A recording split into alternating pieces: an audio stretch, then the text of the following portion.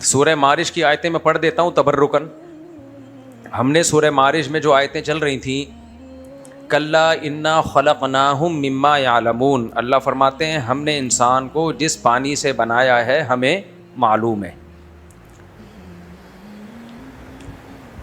اللہ تعالیٰ انسان کو اس کی اوقات یاد دلاتے ہیں اس میں.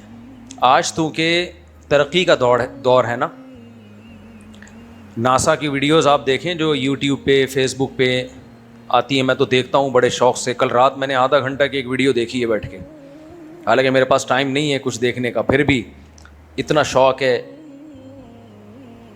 کہ کیا کیا آسمانوں میں ہو رہا ہے، کون کون سے ستارے سیارے دریافت ہو چکے ہیں، اتنے کروڑ کلومیٹر دور ہم سے، اتنے ارب اتنے ملین سال کلومیٹر دور ہم سے. آج میں نے کل سے چائے نہیں پی ہے تو تھوڑا سا 2-4 گھونٹ لوں گا تاکہ کھوپڑی صحیح کام کر رہے. تو 2 منٹ آپ لوگ ذرا ٹھہر جائیں. یار مجھے ٹھنڈا پانی کہیں سے دے دیں ذرا، ٹھنڈا پانی.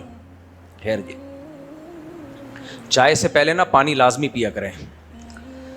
اس کا فائدہ یہ ہوتا ہے اس سے چائے کی ایسیڈیٹی کم ہو جاتی ہے. چائے کی ایسیڈیٹی کم ہو جاتی ہے. اچھا یہ جو میں ٹوٹکے بتاتا ہوں تو غامدی صاحب کے داماد ہیں حسن الیاس صاحب، آج انہوں نے میرے خلاف ایک ریئیکشن ویڈیو ریکارڈ کروائی ہے. اس کا جواب میں علمی انداز میں انشاءاللہ الگ سے دوں گا، آج بیان میں نہیں، وہ تو پورا میں انشاءاللہ ریئیکشن ریکارڈ کرواؤں گا. لیکن انہوں نے اس میں ایک بات کہی ہے کہ بریانی بنانے کے طریقے اور جوس بنانے کے طریقے، مجھ پہ طنز کیا ہے بریانی بنانے کے، حالانکہ میں نے بریانی کے فضائل سنا ہے، بریانی کے طریقے نہیں بتائے. طنز کیا ہے کہ یہ طریقے بھی چلا رہے ہوتے ہیں. خیر، تو ہو سکتا ہے اب ایک اور وہ ہو جائے نا، کچھ لوگ اس پہ بھی کہیں دیکھو چائے سے پہلے پانی پینے کے طریقے بتا رہا ہے، تو ایک فائدے کی چیز ہے مارکیٹ میں چل جائے تو کیا جا رہا ہے اس میں؟ کیا خیال ہے؟ دین کی باتوں کے ساتھ اول میں نے بریانی بنانے کا کوئی طریقہ نہیں بتایا، اور اتنا فالتو ٹائم ہے بھی نہیں کہ میں لوگوں کو بریانی بنانے کے طریقے بتاؤں. تو میں نے اب جو میں طریقہ بتا رہا ہوں چائے پینے کا طریقہ، اس پہ کچھ لوگ اور تپیں گے یار یہ کیا سکھا رہا ہے ہمیں. چائے سے پہلے پانی لازمی پی لیا کرو، اس سے چائے کی ایسیڈیٹی کم ہو جاتی ہے. یعنی چائے تیزابیت پیدا کرتی ہے معدے میں، جلن، تو یہ اس سے کچھ کمی آتی، کافی حد تک کمی آتی ہے، کچھ نہیں کافی حد تک کمی آتی ہے. تو قرآن مجید کی جو میں نے آیت پڑھی ہے، کلا انا خلقناہم مما یعلمون، اللہ کہتے ہیں ہم نے انسان کو جس چیز سے بنایا ہمیں معلوم ہے. جب آپ ناسا کی ویڈیوز دیکھتے ہیں نا تو اس آیت کا مطلب سمجھ میں آتا ہے. جب بھی کوئی سائنسی ویڈیو دیکھو یوٹیوب پہ فیس بک پہ، علمی چیزیں دیکھا کرو، اوٹ پٹانگ چیزیں دیکھ کے ٹائم ضائع مت کیا کرو، کوئی کارآمد چیزیں دیکھا کرو. تو اتنی بڑی کائنات اللہ نے بنائی ہے، اتنی بڑی کائنات بنائی ہے، اب انسان اس کو ایکسپلور کر رہا ہے. سورج کے قریب پہنچ گیا، ایسے ایسے پلینٹ دریافت ہو رہے ہیں، انسانی عقل حیران ہو رہی ہے. زمین سے اتنے بڑے، زمین کی تو 2% کی حیثیت نہیں ہے ان کے سامنے. تو چونکہ یہ سب چیزیں دریافت انسان کر رہا ہے، تو جو دریافت کرتا ہے نا، ہم یہ کریڈٹ اس کو دے رہے ہوتے ہیں جس نے بنائی ہے، اس کو تو کوئی کریڈٹ دے ہی نہیں رہا. یہ بڑا دھوکا ہوتا ہے جب یہ اس طرح کی ویڈیوز ہم دیکھتے ہیں. سائنسدانوں کی ہم تعریف کریں گے، یار کیا ریسرچ ہے یار، ایک ہم ہیں.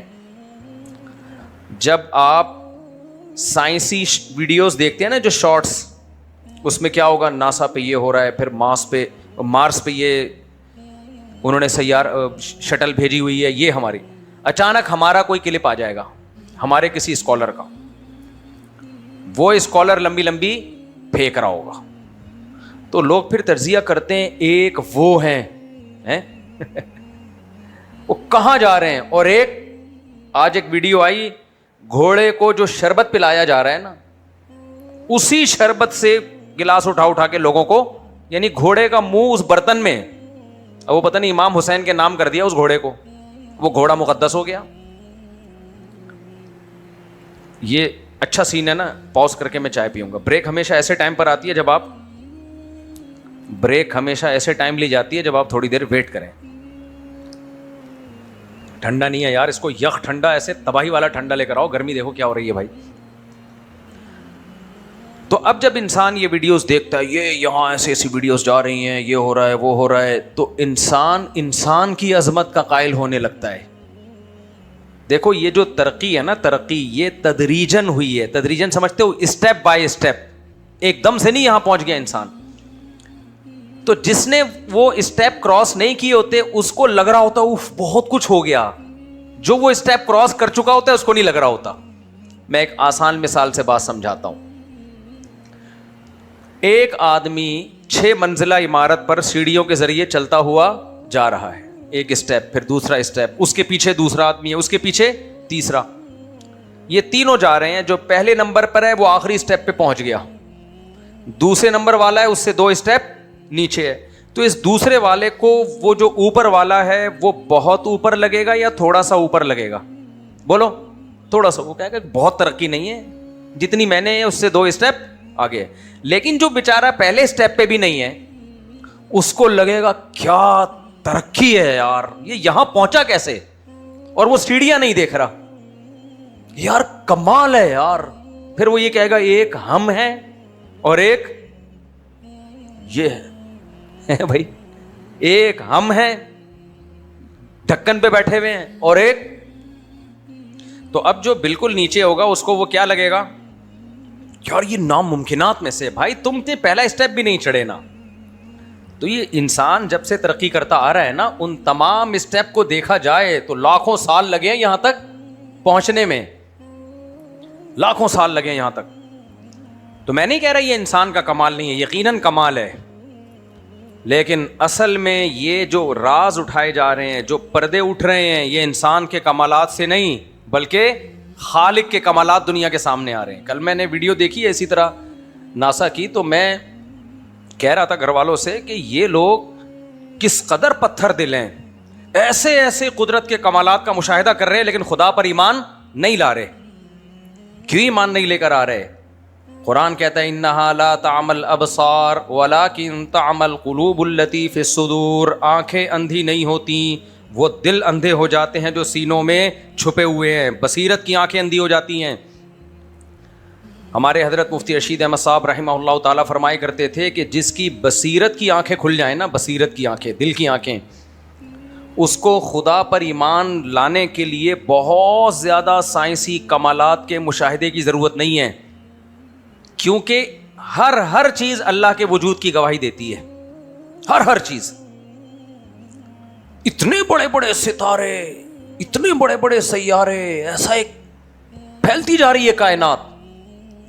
اور بعض ماہرین نے بتایا کہ اسپیڈ آف لائٹس کے ساتھ پھیل رہی ہے. یعنی لائٹ کی جتنی اسپیڈ ہے نا، لاہور یہاں سے 1200 کلومیٹر ہے تقریباً، ایسا ہی ہے نا، 1200 ہوگا 1500 ہوگا.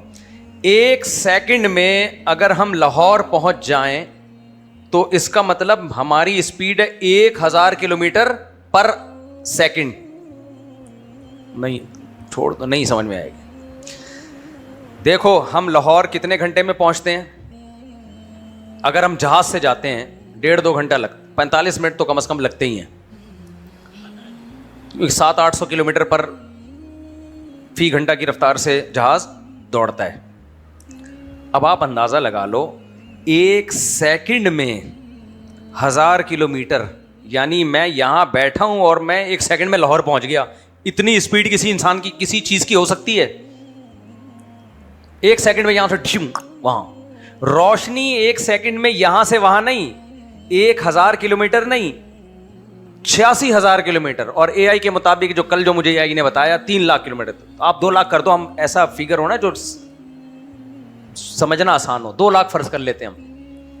2 لاکھ کا مطلب لاہور آپ 200 دفعہ جا کے آ جائیں 1 سیکنڈ میں. نہیں آئے. یہ کس کی اسپیڈ ہے؟ بولو نا. یہ اسپیڈ صرف اسی کی ہوتی ہے جو قرضہ لے کے بھاگا ہوا ہو، یا گھر میں دوسری شادی کی بات کی ہو اس نے اور بھاگ گیا ہو. پھر اس کے علاوہ یہ اسپیڈ کسی کی ہو سکتی ہے؟ روشنی کی اتنی اسپیڈ ہے. آپ اندازہ لگاؤ یار، یہ جو سیارے فضاؤں میں گھوم رہے ہیں، جو ستارے ہمیں نظر آ رہے ہیں، سائنسدان کہہ رہے ہیں یہ 2 ملین سال پہلے یہاں سے جا چکے ہیں. 2 ملین سال بعد ان کی روشنی یہاں تک پہنچی ہے کسی کی 3 ملین, کسی کی 1 ارب, کسی کی 2 ارب سال بعد. یعنی ایک میں نے عجیب ویڈیو دیکھی, وہ انڈیا کا ایک بڑا مشہور آدمی ہے, بڑی زبردست ویڈیو بناتا ہے, تھی اس کی آتھینٹک ویڈیو, یعنی اس کی ادھر ادھر سے تحقیق بھی کی ہم نے. اس نے کہا کہ اگر ہم فلاں پلینٹ پہ پہنچ جائیں, ایک پلینٹ ہے اس کا نام مجھے نہیں پتا, تو وہاں پہنچ جائیں, مثال کے طور پر کوئی معجزاتی طور پر ہم کو اٹھا کے وہاں پہنچا دے, اور وہ پلینٹ یہاں سے نظر بھی آ رہا ہے, ایک ستارہ سمجھ لو آپ, ستارے پہ ہم پہنچ جائیں, وہاں سے ہم زمین کو جب دیکھیں گے نا, ہمیں ڈائناسورز نظر آئیں گے. آپ حیران ہو گے میری بات سن کے کہ مفتی صاحب کس ٹاپک پہ بیان کر رہے ہیں, ہم کیا سننے آئے تھے. کیا نظر آئے گا آپ کو یہاں؟ ڈائناسورز, جو کتنے 20 لاکھ یا 30 لاکھ سال پہلے یہاں سے شاٹ ہو چکے ہیں. وجہ اس کی ہے کہ 20 لاکھ سال پہلے چلی ہوئی روشنی جو ڈائناسور سے ٹکرائی تھی, یہ اب اس پلینٹ پہ پہنچی ہے نا. تو 3-4 ملین سال پرانا منظر ہمیں وہاں پہ نظر آئے گا. سمجھ میں آ رہی ہے بات؟ روشنی کی سپیڈ اتنی ہے, لیکن اتنی دور دور یہ ستارے کائنات میں پھیلا دی, اور کروڑوں ستاروں کی ایک کہکشاں بنتی ہے, اس کو گلیکسی بولتے ہیں, اور ایسی لاکھوں کروڑوں کہکشائیں ہیں. اتنی بڑی کائنات ہے, سوچ کے پاگل ہو جاؤ گے, یہ کائنات ختم نہیں ہوگی. اور یہ تو پہلا آسمان ہے, اتنی بڑی کائنات اللہ نے بنائی ہے. تو یہ کمال کس کا ہے؟ اللہ کا کمال ہے. اس اللہ کے لیے ایک لفظ نہیں نکل رہا. دیکھو, جب بھی کسی کی پروڈکٹ مارکیٹ میں آتی ہے, اسے چھپایا جاتا ہے, اس کی سٹارٹنگ ہوتی ہے, افتتاح کیا جاتا ہے, پھر اس پہ سے پردہ ہٹایا جاتا ہے, یہ مشینری ہے. تو لوگ مشینری کی بھی تعریف کرتے ہیں, لیکن اصل تعریف کس کی کر رہے ہوتے ہیں؟ بنانے والی. یار کمپنی نے کیا چیز بنائی ہے بھائی, سلام ہے کمپنی کو. کافر کا دل اتنا سخت ہوتا ہے, 2 لفظ اللہ کے لیے سبحان اللہ کے وہ نہیں نکالتا. یہ ہے پتھر دل ہو جانا, سخت دل ہو جانا. اس سخت دلی سے اللہ کی پناہ مانگنی چاہیے. قرآن نے بار بار اس سخت دلی کا تذکرہ کیا ہے. قرآن کہتا ہے فویل للقاسیۃ قلوبہم, تباہ ہیں وہ لوگ جن کے دل اللہ کی یاد سے سخت ہو چکے ہیں. وَإِنَّ مِنَ الْحِجَارَةِ لَمَا يَتَفَجَّرُ مِنْهُ الْأَنْهَارُ وَإِنَّ مِنْهَا لَمَا يَشَّقَّقُ فَيَخْرُجُ مِنْهُ الْمَاءُ وَإِنَّ مِنْهَا لَمَا يَهْبِطُ مِنْ خَشْيَةِ اللَّهِ. اللہ کہتے ہیں دنیا میں سب سے سخت چیز پتھر ہوتی ہے, لیکن پتھر میں بھی کچھ نہ کچھ نفع دینے کی صلاحیت ہوتی ہے. کچھ پتھر اللہ کے خوف سے لڑک جاتے ہیں, کچھ پتھروں سے پانی پھوٹ پڑتا ہے. تو لیکن ان کے دل اتنے سخت ہیں کہ پتھر سے بھی زیادہ سخت ہیں. نہ اس سے پانی جذب ہو رہا ہے, نہ اس میں سے پانی نکل رہا ہے, نہ ان میں اللہ کے خوف سے کوئی دھڑکن میں اضافہ ہو رہا ہے. اس لیے سخت دلی سے اللہ کی پناہ مانگنی چاہیے. آپ نے بہت سے سخت دل لوگ دیکھے ہوں گے نا, دنیا میں نظر آتے ہیں. آپ نے دیکھا ہوگا کچھ لوگ ایسے ہوتے ہیں کسی پہ ظلم ہوتا ہوا دیکھ نہیں سکتے. ابھی یہ جو بچی کے ساتھ ریپ کا واقعہ نہیں ہوا ملتان میں, کہیں کہاں سرگودا میں, مجھے اس کی خبر کل پتہ چلی, ہمارے گھر والے بتانے لگے, میں نے خاموش کرا دیا ان کو. کیوں خاموش کرایا؟ مجھے پتا تھا میری نیند خراب ہو جائے گی. کیا ہو جائے گی نیند؟ ان بربریت کی انتہا ہے نا, کہ اتنی سی بچی کا کیسے یار تم اس کے ساتھ زیادتی کر رہے ہو, اس کو قتل کر کے پھینک رہے ہو. تو ہماری یہ حالت ہے کہ ہم وہ خبر نہیں سن رہے کہ ابھی نہیں سنانا. کوئی ایسی خبر ہے بھائی, ہمیں پتا ہے رات کی نیند کیا ہوگی, نیند نہیں آئے گی رات کو. کرنے والے کا دل کتنا سخت ہے آپ اندازہ لگاؤ, جو ظلم کر رہا ہے. ہمیں اس ظلم کی خبر سنتے ہوئے کپ کپاہٹ طاری ہو رہی ہے. اللہ کرے ہمارا دل ایسا ہی رہے. تو ظلم کرنے والے کا دل کتنا سخت ہے, جس کو ظلم کرتے ہوئے شرم نہیں آ رہی. اس سے پتہ چلتا ہے بھائی سب کے دل ایک جیسے نہیں ہوتے. ایسا سخت پتھر دل جو 7 سال کی بچی کے ساتھ زیادتی کر رہا ہو, اس کو قتل کر رہا ہو, آپ بتاؤ اس میں حق کو سننے کی صلاحیت باقی بچی ہے؟ اسے کچھ سمجھاؤ گے سمجھ میں آئے گا اس کے؟ بھائی یہ زندہ رہنے کے قابل نہیں ہے. قرآن نے ایسے ہی تو نہیں کہا بار بار ختم اللہ علی قلوبہم. موسیٰ کلیم اللہ کے معجزے دیکھے فرعون نے, سید الانبیاء. آج نبی کریم صلی اللہ علیہ وسلم کی سیرت لوگ پڑھ کے رونا شروع کر دیتے ہیں. ہمارے ایک دوست نے مجھے ایک سیرت کی کتاب پکڑائی, میں 2-3 سال پہلے کینیڈا کا سفر تھا, بڑی اچھی کتاب تھی وہ. میں نے پڑھنا شروع کی ہے نا, میں نہیں کوئی بہت زیادہ نیک آدمی گیا, ہم سب پتہ نہیں اپنے قصے سنا رہے ہیں, بہت ہی پہنچے ہوئے ہیں. تو لیکن بعض کتابیں ایسی جاندار ہوتی ہیں کہ نہیں, میں حقیقت بتاؤں میں نہیں پڑھ سکا وہ کتاب. چند صفحے پڑھتا تھا میری آنکھوں سے آنسو نکلنا شروع ہو جاتے تھے, اتنا میری طبیعت بوجھ ہونا چاہیے, میں نے بند کر دی. کیونکہ ایسی پاکیزہ سیرت ہے نا محمد صلی اللہ علیہ وسلم کی, اور لکھنے والے کا کمال تھا, اتنی پاکیزہ سیرت. اور انسان کہتے ہیں ہم 1400 سال کے بعد وہ سیرت پڑھ کے ہماری یہ کنڈیشن ہو رہی ہے. جنہوں نے دیکھا نبی کریم صلی اللہ علیہ وسلم کو, آپ کی صحبت میں رہے, ابو جہل ابو لہب جیسے فرعون, ان کی زندگی پہ اثر نہیں پڑا. تو آج جب ہم ایسے واقعات دیکھتے ہیں نا, 7 سال کی بچی کے ساتھ یہ کر دیا, تو بھائی پتھر دل پہلے بھی تھے اور آج بھی ہیں. حضرت عمر مضبوط دل کے تھے, پتھر دل کے نہیں تھے. نبی کریم صلی اللہ علیہ وسلم کے قتل کے ارادے سے نکلے ہیں, ابھی تک اللہ کا کلام سننا نہیں تھا, اور اپنی بہن سے اللہ کا کلام سنتے ہی دل پگھلنا شروع. یقین ہو گیا بھائی یہ اللہ کا کلام ہے, یہ محمد صلی اللہ علیہ وسلم کا گڑھا ہوا کلام نہیں ہے, اور یہ تو بڑی پاکیزہ سیرت ہے آپ کی, فوراً ایمان لے آئے. تو بھائی اللہ سے دعا مانگا کرو, اللہ ہمارے دل کو پتھر دل نہ بنائے, حق کو سمجھنے کی صلاحیت باقی رکھے, دل کو نرم رکھے. مضبوط دل ہونا الگ چیز ہے, نرم دل ہونا, کمزور دل ہونا الگ چیز ہے, نرم دل ہونا الگ چیز. کمزور دل ہونا عیب ہے. کمزور دل آدمی کا مطلب ہے کانفیڈینس ہی نہیں ہے, قوت ارادی کمزور ہے, کچھ کرنا چاہتا ہے ہوتا نہیں ہے. بہت سے لوگ ہیں 15 سال سے ارادہ ہی کر رہے ہیں کچھ کام کرنے کا, ہو ہی نہیں رہا, ڈرنے لگتے ہیں, گھبرانے لگتے ہیں, قوت فیصلہ نہیں ہے. یہ کمزور دلی کی علامت ہے. یہ کس کی علامت ہے؟ بولو نا, کمزور دل. یہ عیب ہے, اور مرد کے اندر یہ بہت بڑا عیب ہے.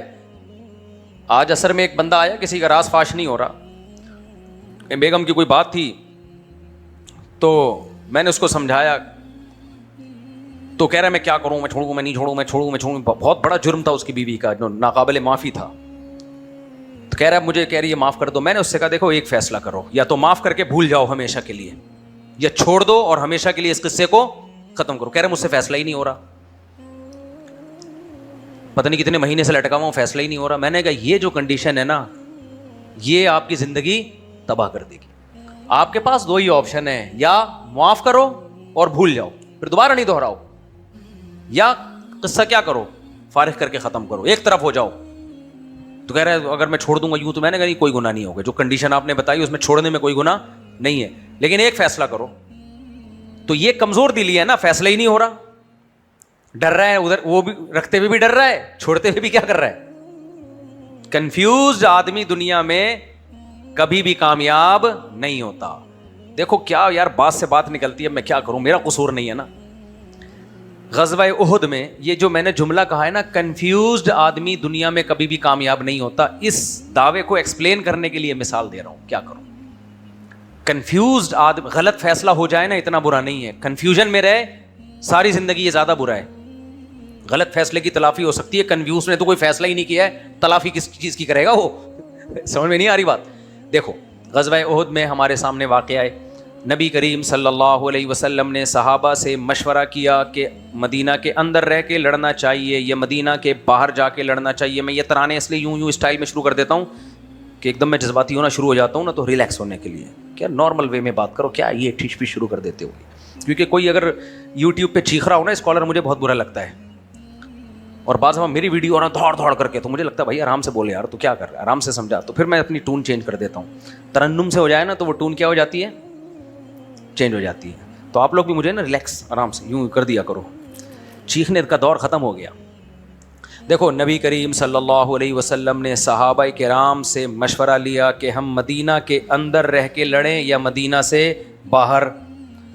مشورے کے بعد فیصلہ ہوا کہ مدینہ کے باہر جا کے لڑیں گے. حالانکہ یہ اسٹریٹجی عام طور پہ اختیار نہیں کی جاتی. جب آپ کمزور ہوتے ہیں, دشمن پاورفل ہوتا ہے, تو آپ اپنے آپ کو ایکسپوز کبھی بھی نہیں کرتے دشمن کے سامنے. باہر آ کے لڑنے کا مطلب تو یہ کہ پوری فوج سامنے آ گئی ہے, اب گھیر کے قتل بھی کیا جا سکتا ہے اس کو. تو یہ مشورہ جنہوں نے دیا وہ نوجوان صحابہ تھے, اور نوجوانوں میں جذبات کا عنصر غالب ہوتا ہے. جو میچور صحابہ تھے ان کی رائے, خود نبی کی رائے بھی یہی تھی کہ مدینہ کے اندر رہ کے لڑنا چاہیے ہمیں, اس میں ڈیفنس ہمارے لیے آسان ہوگا. لیکن جو ایک فیصلہ ہو گیا بھائی, اس فیصلے کا نتیجے میں کیا ہوا, شکست ہو گئی. 70 صحابہ شہید ہو گئے. سمجھ میں آ رہی ہے بات. اب صحابہ شرمندہ ہوئے کہ یار ہم نے مشورہ دیا تھا باہر نکل کے لڑنا چاہیے, اور اس مشورے میں کیا ہوا؟ نقصان ہوا، اور نبی صلی اللہ علیہ وسلم کو ہماری وجہ سے نقصان اٹھانا پڑا. تو کیا مطلب؟ پھر قرآن آیتیں نازل کرتا کہ جن ہم لوگ ہوتے، ہم ایسے موقع پہ کیا کرتے ہیں، جن نے مشورہ دیا تھا نا ذرا آئے لائن پہ آ جائے. سر شادی بیاہ میں تو یہی ہوتا ہے نا، آپ نے کسی کے مشورے پہ کہیں شادی کر لی، اس کے بعد بیوی صحیح نہیں نکلی، اس نے مروایا میرے کو، اس کو نہیں چھوڑوں گا میں. اس نے بندوق تھوڑی رکھی تھی، ایک رائے دی تھی نا، فیصلہ تو تم نے خود کیا ہے. اب ہم ہوتے اس موقع پہ، جنگ کے موقع پہ ہمارا کوئی کمانڈر ہوتا، ہم تو بلا یار ادھر آ جاؤ، لائن پہ آ جاؤ، تم نے بولا تھا نا، تم نے بولا تھا یہ سارے اس طرف آ جائیں. اور پھر ایک اسٹیمپ لگا دی جاتی کہ آئندہ ان سے کبھی بھی مشورہ نہیں لیا جائے گا، آئندہ ان کو ہمیشہ دور بٹھایا جائے گا، اور ایک ہمیشہ کے لیے سیاہی لگ جاتی. یہ وہ لوگ ہیں جن کی بھائی 70 صحابہ شہید ہوئے ہیں، 70 بڑے بڑے صحابہ، ان گھروں میں کوہرام مچا ہوگا، میتیں اٹھی ہیں، کیا حال ہوا ہوگا. لیکن قرآن کے الفاظ دیکھو، اللہ نے فرمایا کوئی بات نہیں، فَإِذَا عَزَمْتَ فَتَوَكَّلْ عَلَى اللَّهِ وَشَاوِرْهُمْ فِي الْأَمْرِ. آئندہ بھی انہی سے مشورہ لیا جائے گا، آئندہ بھی مشورے لیے جائیں گے. کس سے؟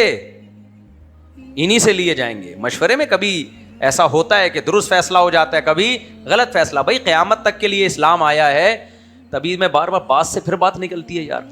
میں جو کہتا ہوں نا، جو کہتے ہیں 4 شادیاں کر کے ہنسی خوشی زندگی گزار رہا ہوں، یہ کوئی نمونہ نہیں ہے.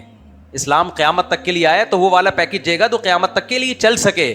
تو یہ کوئی 4 بیویاں کر کے ہنسی خوشی زندگی گزار رہا ہے، یہ پیکج چلتا نہیں ہے. لاکھوں میں ایک آدمی میں چلتا ہے. جو پیکج مارکیٹ میں چلے گا وہ پھڈوں والا ہی چلے گا. تو مثالی شادی وہی ہے جس میں پھڈے ہو رہے ہوں، اور ان پھڈوں میں سروائیو کرو. آپ سمجھ میں نہیں آ رہی بات؟ وہی بات ہے. پھر نابالغوں کے سامنے میں نے بالغوں والی باتیں شروع کر دی. ہمارے نبی کی 9 ازواج تھی، کچھ نہ کچھ اونچ نیچ وہاں بھی ہوتی تھی. ابراہیم علیہ السلام کی 2 زوجہ تھی، وہاں بھی اونچ نیچ ہوتی تھی. یعقوب علیہ السلام کی 2 زوجات میں ایک بیٹوں نے اپنے دوسرے سوتیلے بھائی کو کنویں میں ڈال دیا، وہاں بھی اونچ نیچ چلی ہے. تو ایسی بات جو سوسائٹی میں چل ہی نہ سکتی ہو، جو لاکھوں میں ایک ہو، وہ مثالی نہیں ہوتی. مثالی وہ واقعات ہوتے ہیں جو چل سکیں. تو اس لیے میں کبھی بھی یہ قصے نہیں سناتا کہ جی 4 شادیاں کر لی اور کچھ بھی نہیں ہوا بھائی، یہ بھی سارے ملے. نہیں بھائی، یہ نہیں ہے. اس سے کوئی موٹیویشن نہیں ملے گی. اس لیے کہ جو کرے گا جب وہ بھگتے گا تو بولے گا یار مفتی صاحب کے ساتھ تو کامیاب ہوئی شادی، میری شادی تو کیا ہو گئی، ناکام. نہیں بھائی، یہ کامیابی اسی ناکامی کے ساتھ ہی کامیاب ہے.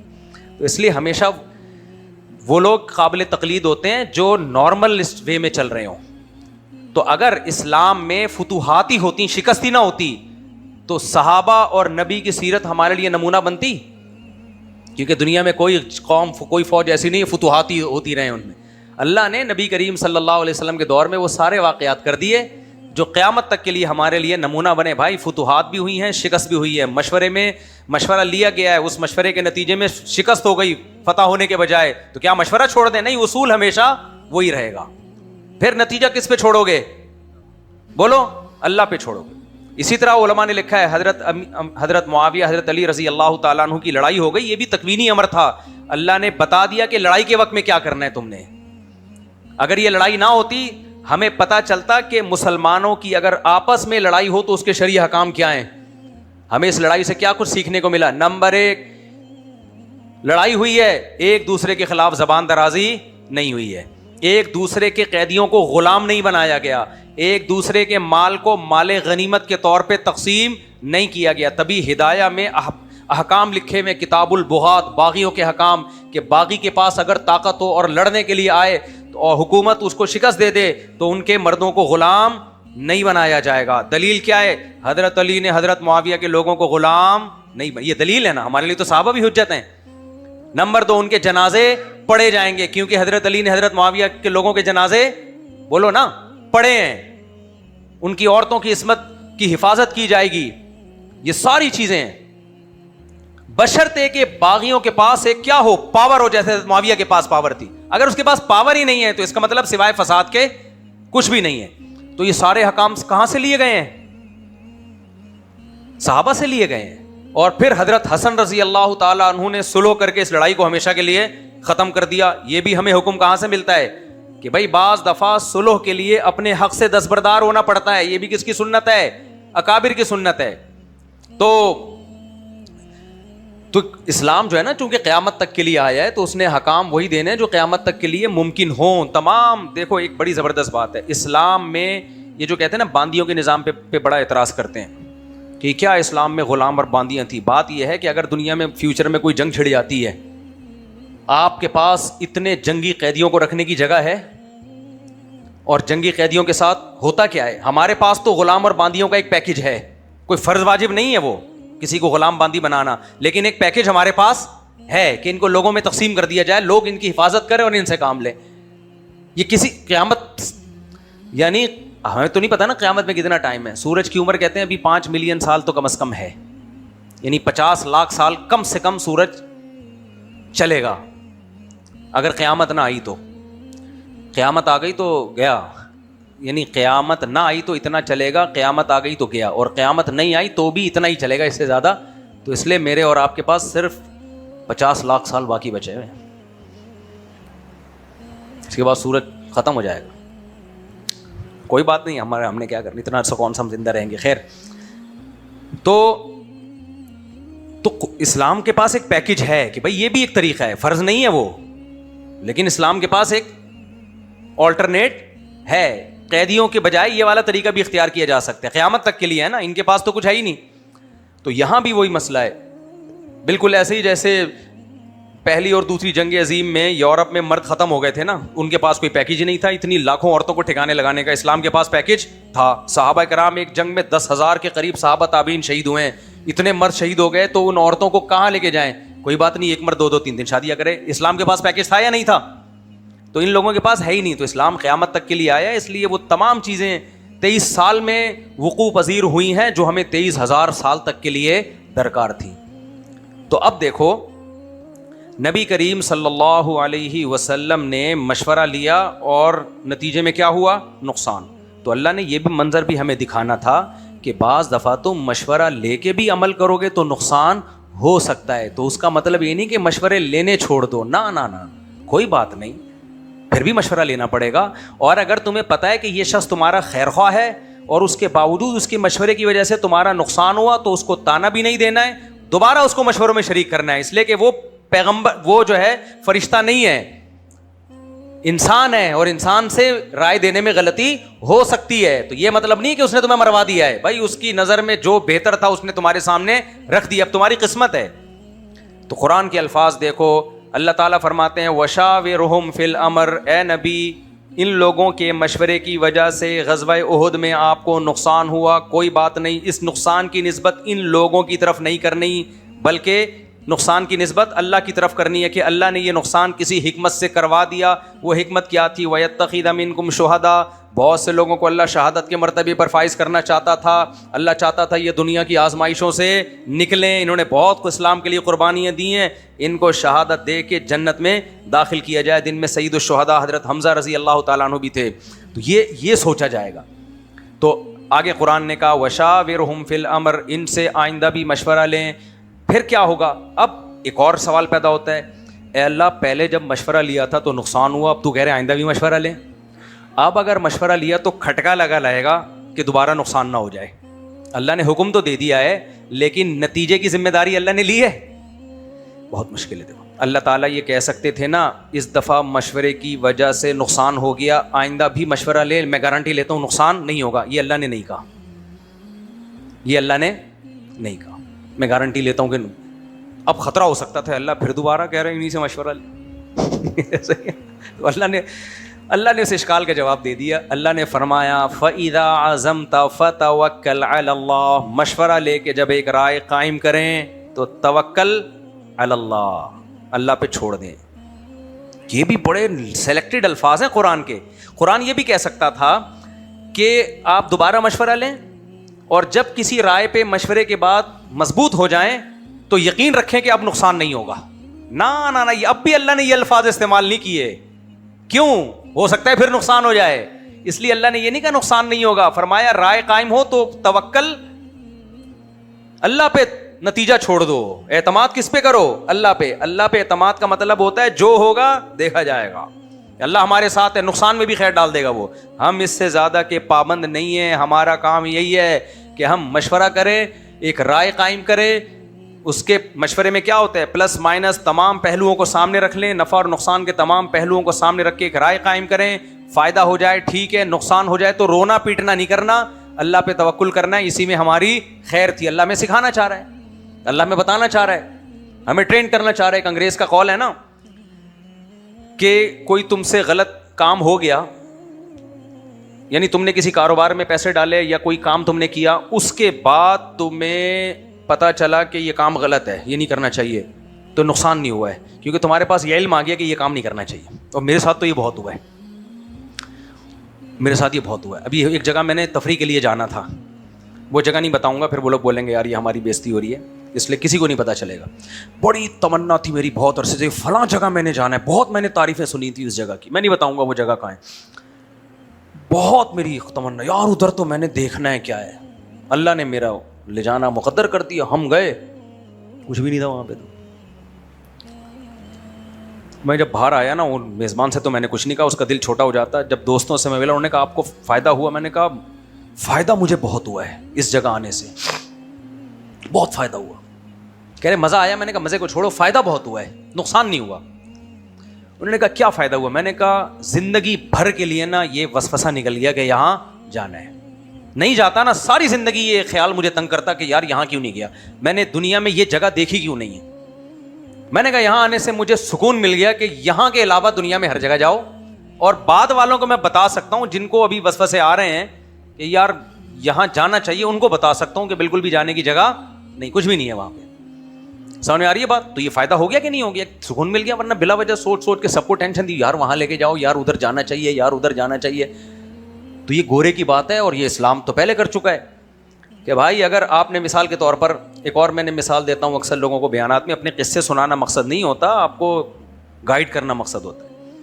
ہم نے کھجوروں کا بزنس شروع کیا, اس میں کچھ پیسے لگائے, الحمدللہ 2 ٹکے کا فائدہ نہیں ہوا, بلکہ کچھ لوگوں نے کھجور خرید کے مجھے ہی گفٹ دے دی. وہ ان کو پتہ نہیں تھا میری کمپنی ہے یہ, یعنی وہ میرے گھر آ رہے تھے ملنے کے لیے کہ چلو مفتی صاحب کو کوئی گفٹ دیتے ہوئے جائیں, رمضان آ رہا ہے تو کھجور بڑا گفٹ ہے, تو میری ہی شاپ سے خریدا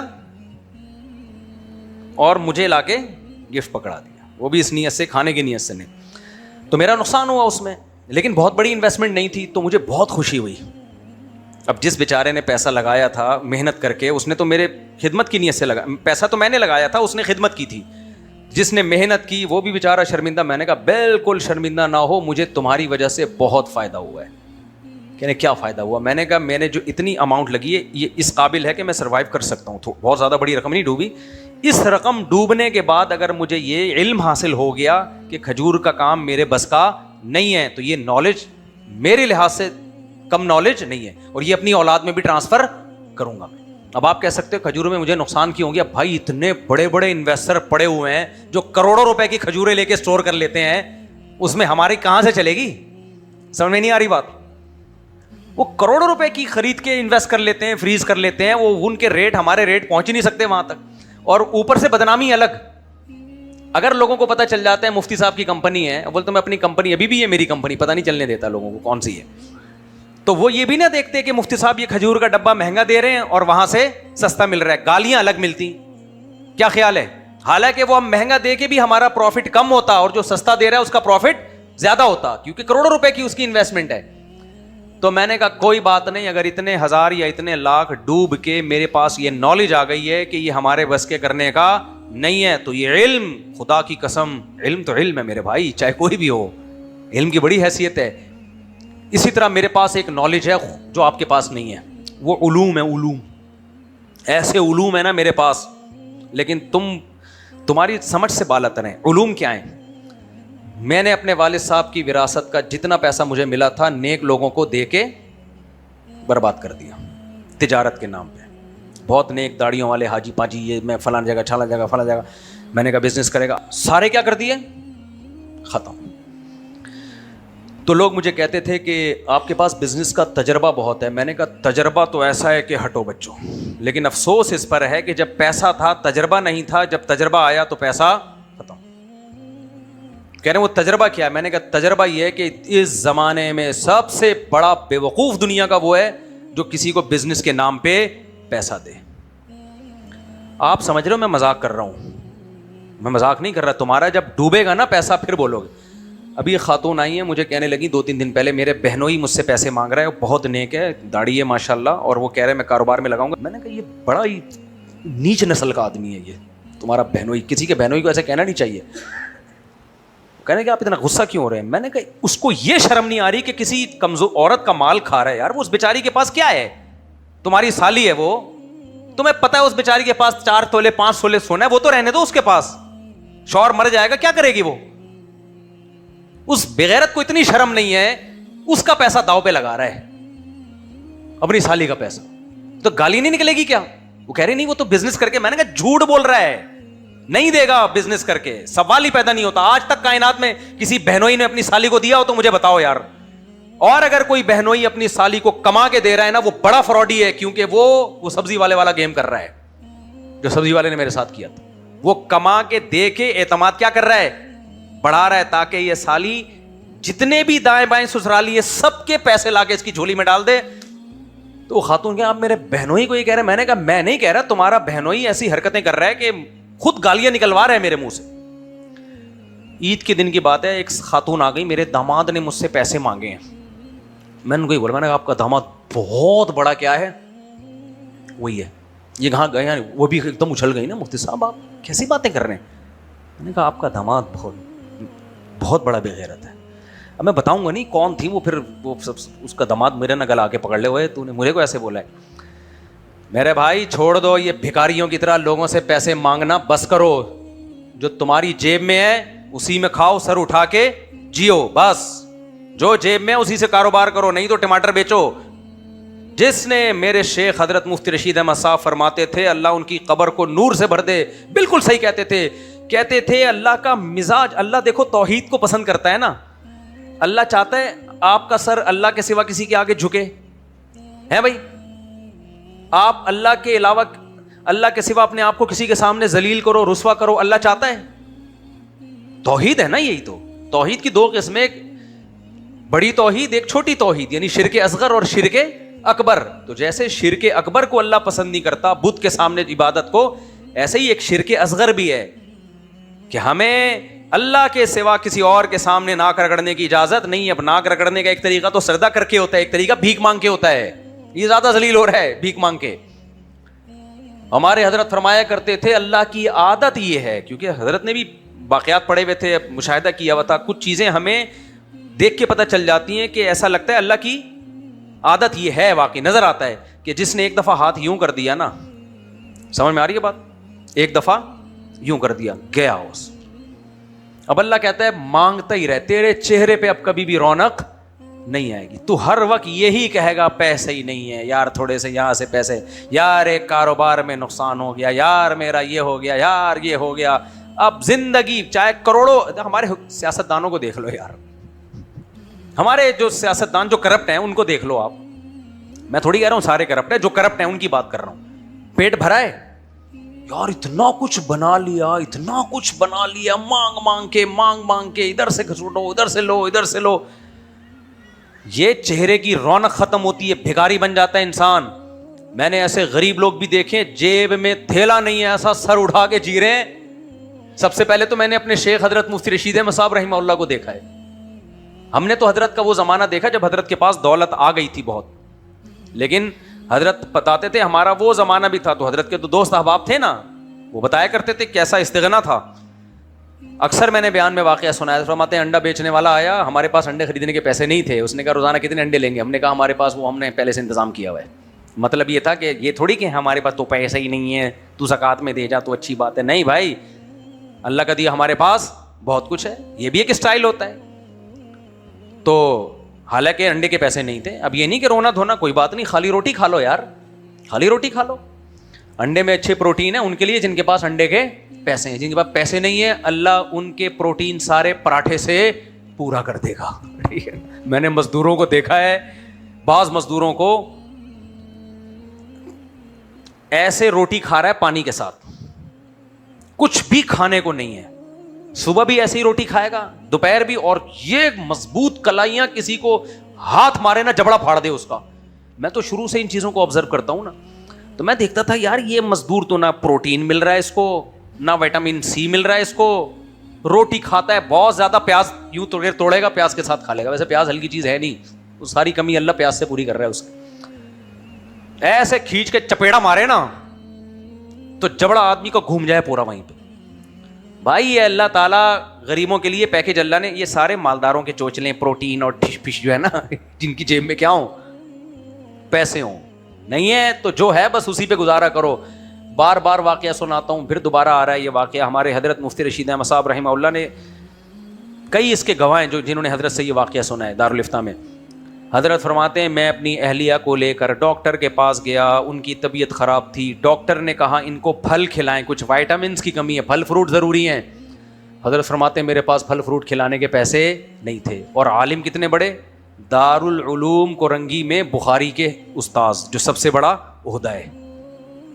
نہیں آئی سمجھ میں؟ یہ جو لوگ کہتے ہیں نا مدرسے کے مولوی کھاؤ ہوتے ہیں, اب بھائی جان مدرسوں میں جو مولوی پڑھا رہے ہیں نا ان کے اخلاص پہ شک نہیں کرو, ان کے اخلاص پہ شک نہیں کرو. بہت تھوڑی تھوڑی تنخواہوں میں بہت محنت کر رہے ہوتے ہیں وہ.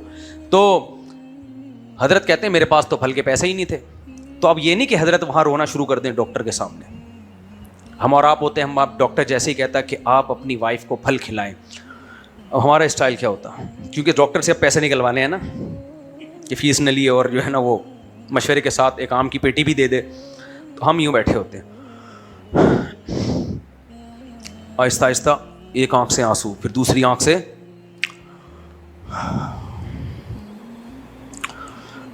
سن لیا آپ نے ڈاکٹر صاحب کیا کہہ رہے ہیں. وہ بھی پھر بیگم صاحبہ بھی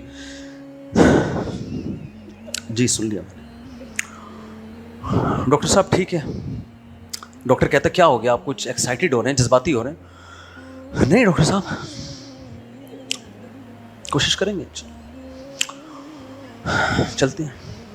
یہ ہوتا نا ہمیں سڑا ہوا منہ لے کے اٹھتے ہیں وہاں سے. حضرت کا مزاج تھا, میں نے 78 سال کی عمر تک حضرت کو ہنستا بستا دیکھا ہے, کبھی چہرے پہ غم کے آثار, خدا کی قسم ان کی مجلس میں بیٹھ کے ٹینشن دور ہو جاتی تھی. ہر وقت چہرہ کیا ہے, اور کہتے تھے اللہ کی نعمتیں. اتنی لوڈ شیڈنگ بہت ہو رہی تھی ان دنوں میں دبا کے. ہم حضرت کے ساتھ آفس میں بیٹھے تو لائٹ چلی گئی, اندھیرا, حضرت بیٹھے ہوئے سارے کام کاج سے فارغ ہو گئے. تھوڑی دیر میں لائٹ آئی ہے, روشنی. اے سی میں لازمی, جب اللہ نے پیسہ دیا ہے تو بہت استعمال کیا. پھر حضرت اے سی کے بغیر نہیں رہتے تھے. ایک دم اے سی آن ہوا, لائٹ, کہتے ہیں اللہ کی کتنی بڑی نعمتیں, کتنی بڑی نعمت, کیسی روشنی ہو گئی, کیسا دماغ کیا ہو گیا, فریش ہو گیا. ہر وقت نعمتوں کی باتیں ہوتی تھی. حتیٰ کہ جب آخر عمر میں بیمار ہوئے نا, جس میں موت واقع ہوئی ہے, اس میں بھی کسی کو ہائے ہوئے نہیں کرنے دیتے تھے. لوگ تو چاہتے ہیں میں جب بیمار ہوں لوگ طرز کھائیں, ہمیں بہت غم ہو رہا ہے آپ کے دنیا سے جانے کا, ایسے کر کے نا. حضرت کو غصہ فرماتے انسان کے بچے بنو. تو ایک استاذ آئے, حضرت کی طبیعت خراب تھی, اسی میں حضرت کا انتقال ہوا. پھر انہوں نے کہا حضرت کافی غمزدہ ہوں آپ کو دیکھ کے. حضرت نے بہت ڈانٹ لگائی. فرمایا آپ لوگ ہر چیز کو الٹا سوچتے ہو. 78 سال کا ہو گیا, ابھی بھی نہیں جاؤں گا کیا؟ ابھی بھی تو ہم نکلو بھائی, 78 سال کا ہو گیا, بس کافی ہے, اب جانا بھی تو ہے. تو اس میں ٹینشن والی کیا بات ہے؟ بہت غصہ ہوتے تھے کوئی, اور اپنی بیماری حضرت لوگوں کے سامنے شیئر کر کے ان کی ہمدردیاں نہیں لیتے تھے. حضرت کہتے تھے استغنا کے ساتھ رہو, اپنا غم کس کے ساتھ شیئر کرو؟ صرف اللہ. بس حضرت فرمائے دوائیں بھی کھا رہے ہو نا, چھپ کے کھایا کرو, پبلک کے سامنے نہیں کھایا کرو. تو کیا تھا, میں کہاں سے کہاں چلا گیا. تو اپنی اہلیہ کو لے کر گئے ڈاکٹر کے پاس. ڈاکٹر نے کہا پھل فروٹ کھلائیں, ان کی طبیعت جب ہی سیٹ ہوگی. تو میں نے وہ پورا بتایا نا, ہم ہوتے تو کیسے کر رہے ہوتے, ہائے ہائے ہوا. تو ڈاکٹر پوچھتا خیریت, کہتے بس ڈاکٹر صاحب پیسے ہی نہیں, کیا کریں. حضرت کہتے ہیں میں اٹھ گیا آرام سے. حضرت کے گھر والے حضرت اپنی اہلیہ کی بہت تعریف کیا کرتے تھے. میں نے کس دنیا میں کسی شخص کو نہیں دیکھا جو اپنی زوجہ کی اتنی تعریفیں کرتا ہو جتنی میں نے اپنے شیخ کو دیکھا, جتنی وہ اپنی اہلیہ کی تعریف کرتے تھے. اور حضرت کو یہ اہلیہ ملی کیسے؟ حضرت فرماتے ہیں میرے والدین نے میرا رشتہ کہیں اور کر دیا تھا, وہ لڑکی دیندار نہیں تھی. حضرت کہتے ہیں میں شرم کی وجہ سے منع بھی نہیں کر پا رہا تھا. عمر 22-23 سال ہوگی, تو میں اس کھیت, انڈیا میں لدھیانہ میں تھے نا, تو کھیتوں میں گیا, وہاں جا کے سردے میں گر کے گڑ گڑایا, رویا اللہ کے سامنے کہ اللہ مجھے وہاں میری شادی کر دے جو دیندار ہو. تو کہتے ہیں وہاں اتفاق سے وہ رشتہ انہوں نے خود ہی توڑ دیا. تو پھر یہاں ہوئی تو پھر حضرت سناتے تھے کہ کتنا اللہ نے میری اہلیہ کو توکل دیا اور کتنی ان کو اللہ تعالیٰ نے حیا, پردہ اور یہ ساری جو ایک دیندار عورت کی, یعنی ایک مثالی رشتہ تھا میرا حضرت کا اور ہمارے حضرت کی اہلیہ کا, ایسا مثالی رشتہ. حضرت کہتے تھے میں نے آج تک اپنی اہلیہ کو حاکمانہ انداز میں کوئی آرڈر نہیں دیا. ہم کہتے نہیں یہ اٹھا لو یہاں سے, یہ لے جاؤ یہاں سے, نا نا نا نا, دسترخوان اٹھوا لیں, حالانکہ اٹھانا کس نے ہے, ان کی اہلیہ نے اٹھانا. لیکن کہتے ہیں اٹھا لیں, یہ مجھے لگتا تھا جیسے میں آرڈر چلا رہا ہوں کسی نوکر پہ. نا ایسی تمیز سے زندگی گزاری ہے, سمجھ بھی نہیں آ رہی آج کل یہ تمیز مارکیٹ میں کیا چل رہی ہے. ہم تو سن کے حیران ہوتے ہیں یار. اور آئیے بیٹھیے, یہ گلاس یہاں سے اٹھوا لیں, دسترخوان یہاں سے اٹھوا لیجیے. حالانکہ پنجابی تھے, ٹھیٹ پنجابی تھے ہمارے حضرت. اسٹائل بات کرنے کا سمجھ میں آ رہا ہے, پنجاب میں اسٹائل نظر آتا ہے, کتنے جا رہے ہوئے. تمیز سے جب بات کرتے ہیں نا پنجابی لوگ, کتے کیا کر رہا ہے آج کل تو. میرے ساتھ ہوا ہے ایسا, مجھے ایسے کہا, میں نے کہا بھائی کتا کیوں کہہ رہے ہیں, مذاق میں کہا ہے, بڑا کمینہ ہے یار تو. کہتے ہیں نا پنجاب میں آپ جاؤ کوئی ان کو گفٹ دو, کہہ رہے بڑا کمینہ نکلا. تو ان کے ہاں یہ گالی نہیں ہے, یہ کلچر ہے ان کا. تو حضرت فرماتے ہیں جب انہوں نے کہا میری اہلیہ کو کہ پھل کھلایا کرو, تو میرے پاس پھل کے پیسے نہیں تھے. حالانکہ حضرت کا میڈیکل سائنس کا مطالعہ بھی بہت تھا, حکمت کا بھی, ہومیوپیتھک کا بھی. حضرت پھلوں کی اہمیت زیادہ جانتے تھے, لیکن اللہ پہ توکل بھی تھا. ڈاکٹر کے پاس ایک علم ہوتا ہے, دوسرا نہیں ہوتا. حضرت فرماتے ہیں میں آرام سے اٹھ کے آ گیا, میرے گھر والے بھی, اور ہم دونوں نے سوچا کہ اگر ہمارے لیے پھل کی ضرورت ہوتی تو اللہ ہمیں پھلوں کے پیسے دیتا. تو یہ ڈاکٹر نے اپنے علم کے لحاظ سے درست بات کی ہے. یہ جنرلی تو اللہ کا ایک اصول ہے, لیکن ہمارے اوپر یہ اپلائی نہیں ہوتا. ہم لوگ خاص ہیں. ہم لوگ کیا ہیں, یعنی حضرت کے الفاظ کو میں, حضرت کی بات کو میں اپنے الفاظ میں بیان کر رہا ہوں.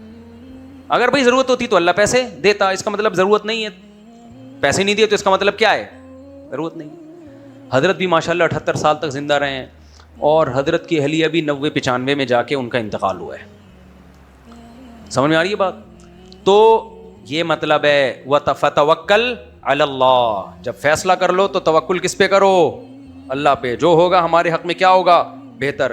تو مشورہ لینے کے بعد نقصان ہوا ہے, پھر بھی نبی کو حکم دیا جا رہا ہے انہی سے مشورہ لینا ہے, اور اس پر جو فیصلہ ہو جائے, توکل کس پہ کرنا ہے, اللہ پہ. جو ہوگا ٹھیک ہوگا. ایک گورے نے ایک عجیب بات لکھی ہے, مولانا عبد الماجد دریا آبادی رحمہ اللہ تعالی, بہت بڑے مفسر گزرے ہیں علماء دیوبند میں.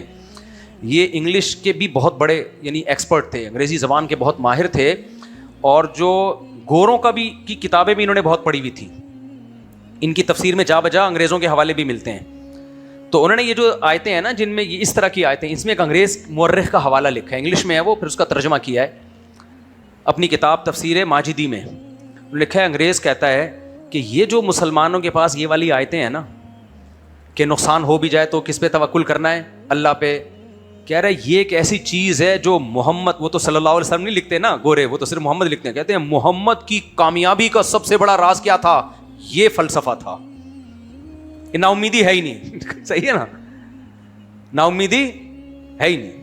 کہہ رہے سب سے بڑی جو کامیابی جو 23 سال میں پوری دنیا میں چھا گئے نا, اور فتوحات پہ فتوحات, وہ کہتے ہیں سب سے بڑی کامیابی کے پیچھے قرآن کی یہ والی آیتیں ہیں کہ ناکامی کو ناکامی نہیں مان رہے بھائی, جو ہے کس کی طرف سے ہے, یعنی اسٹریٹجی ہماری وہی رہے گی جو اللہ نے کامیابی کے اسباب بتائے ہیں.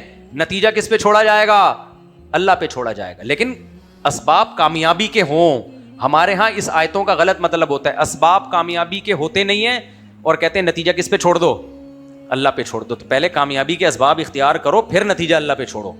تو میں بات کہاں سے لے کے چلا تھا, کہیں اور نکل گئی, کسی کو یاد ہے؟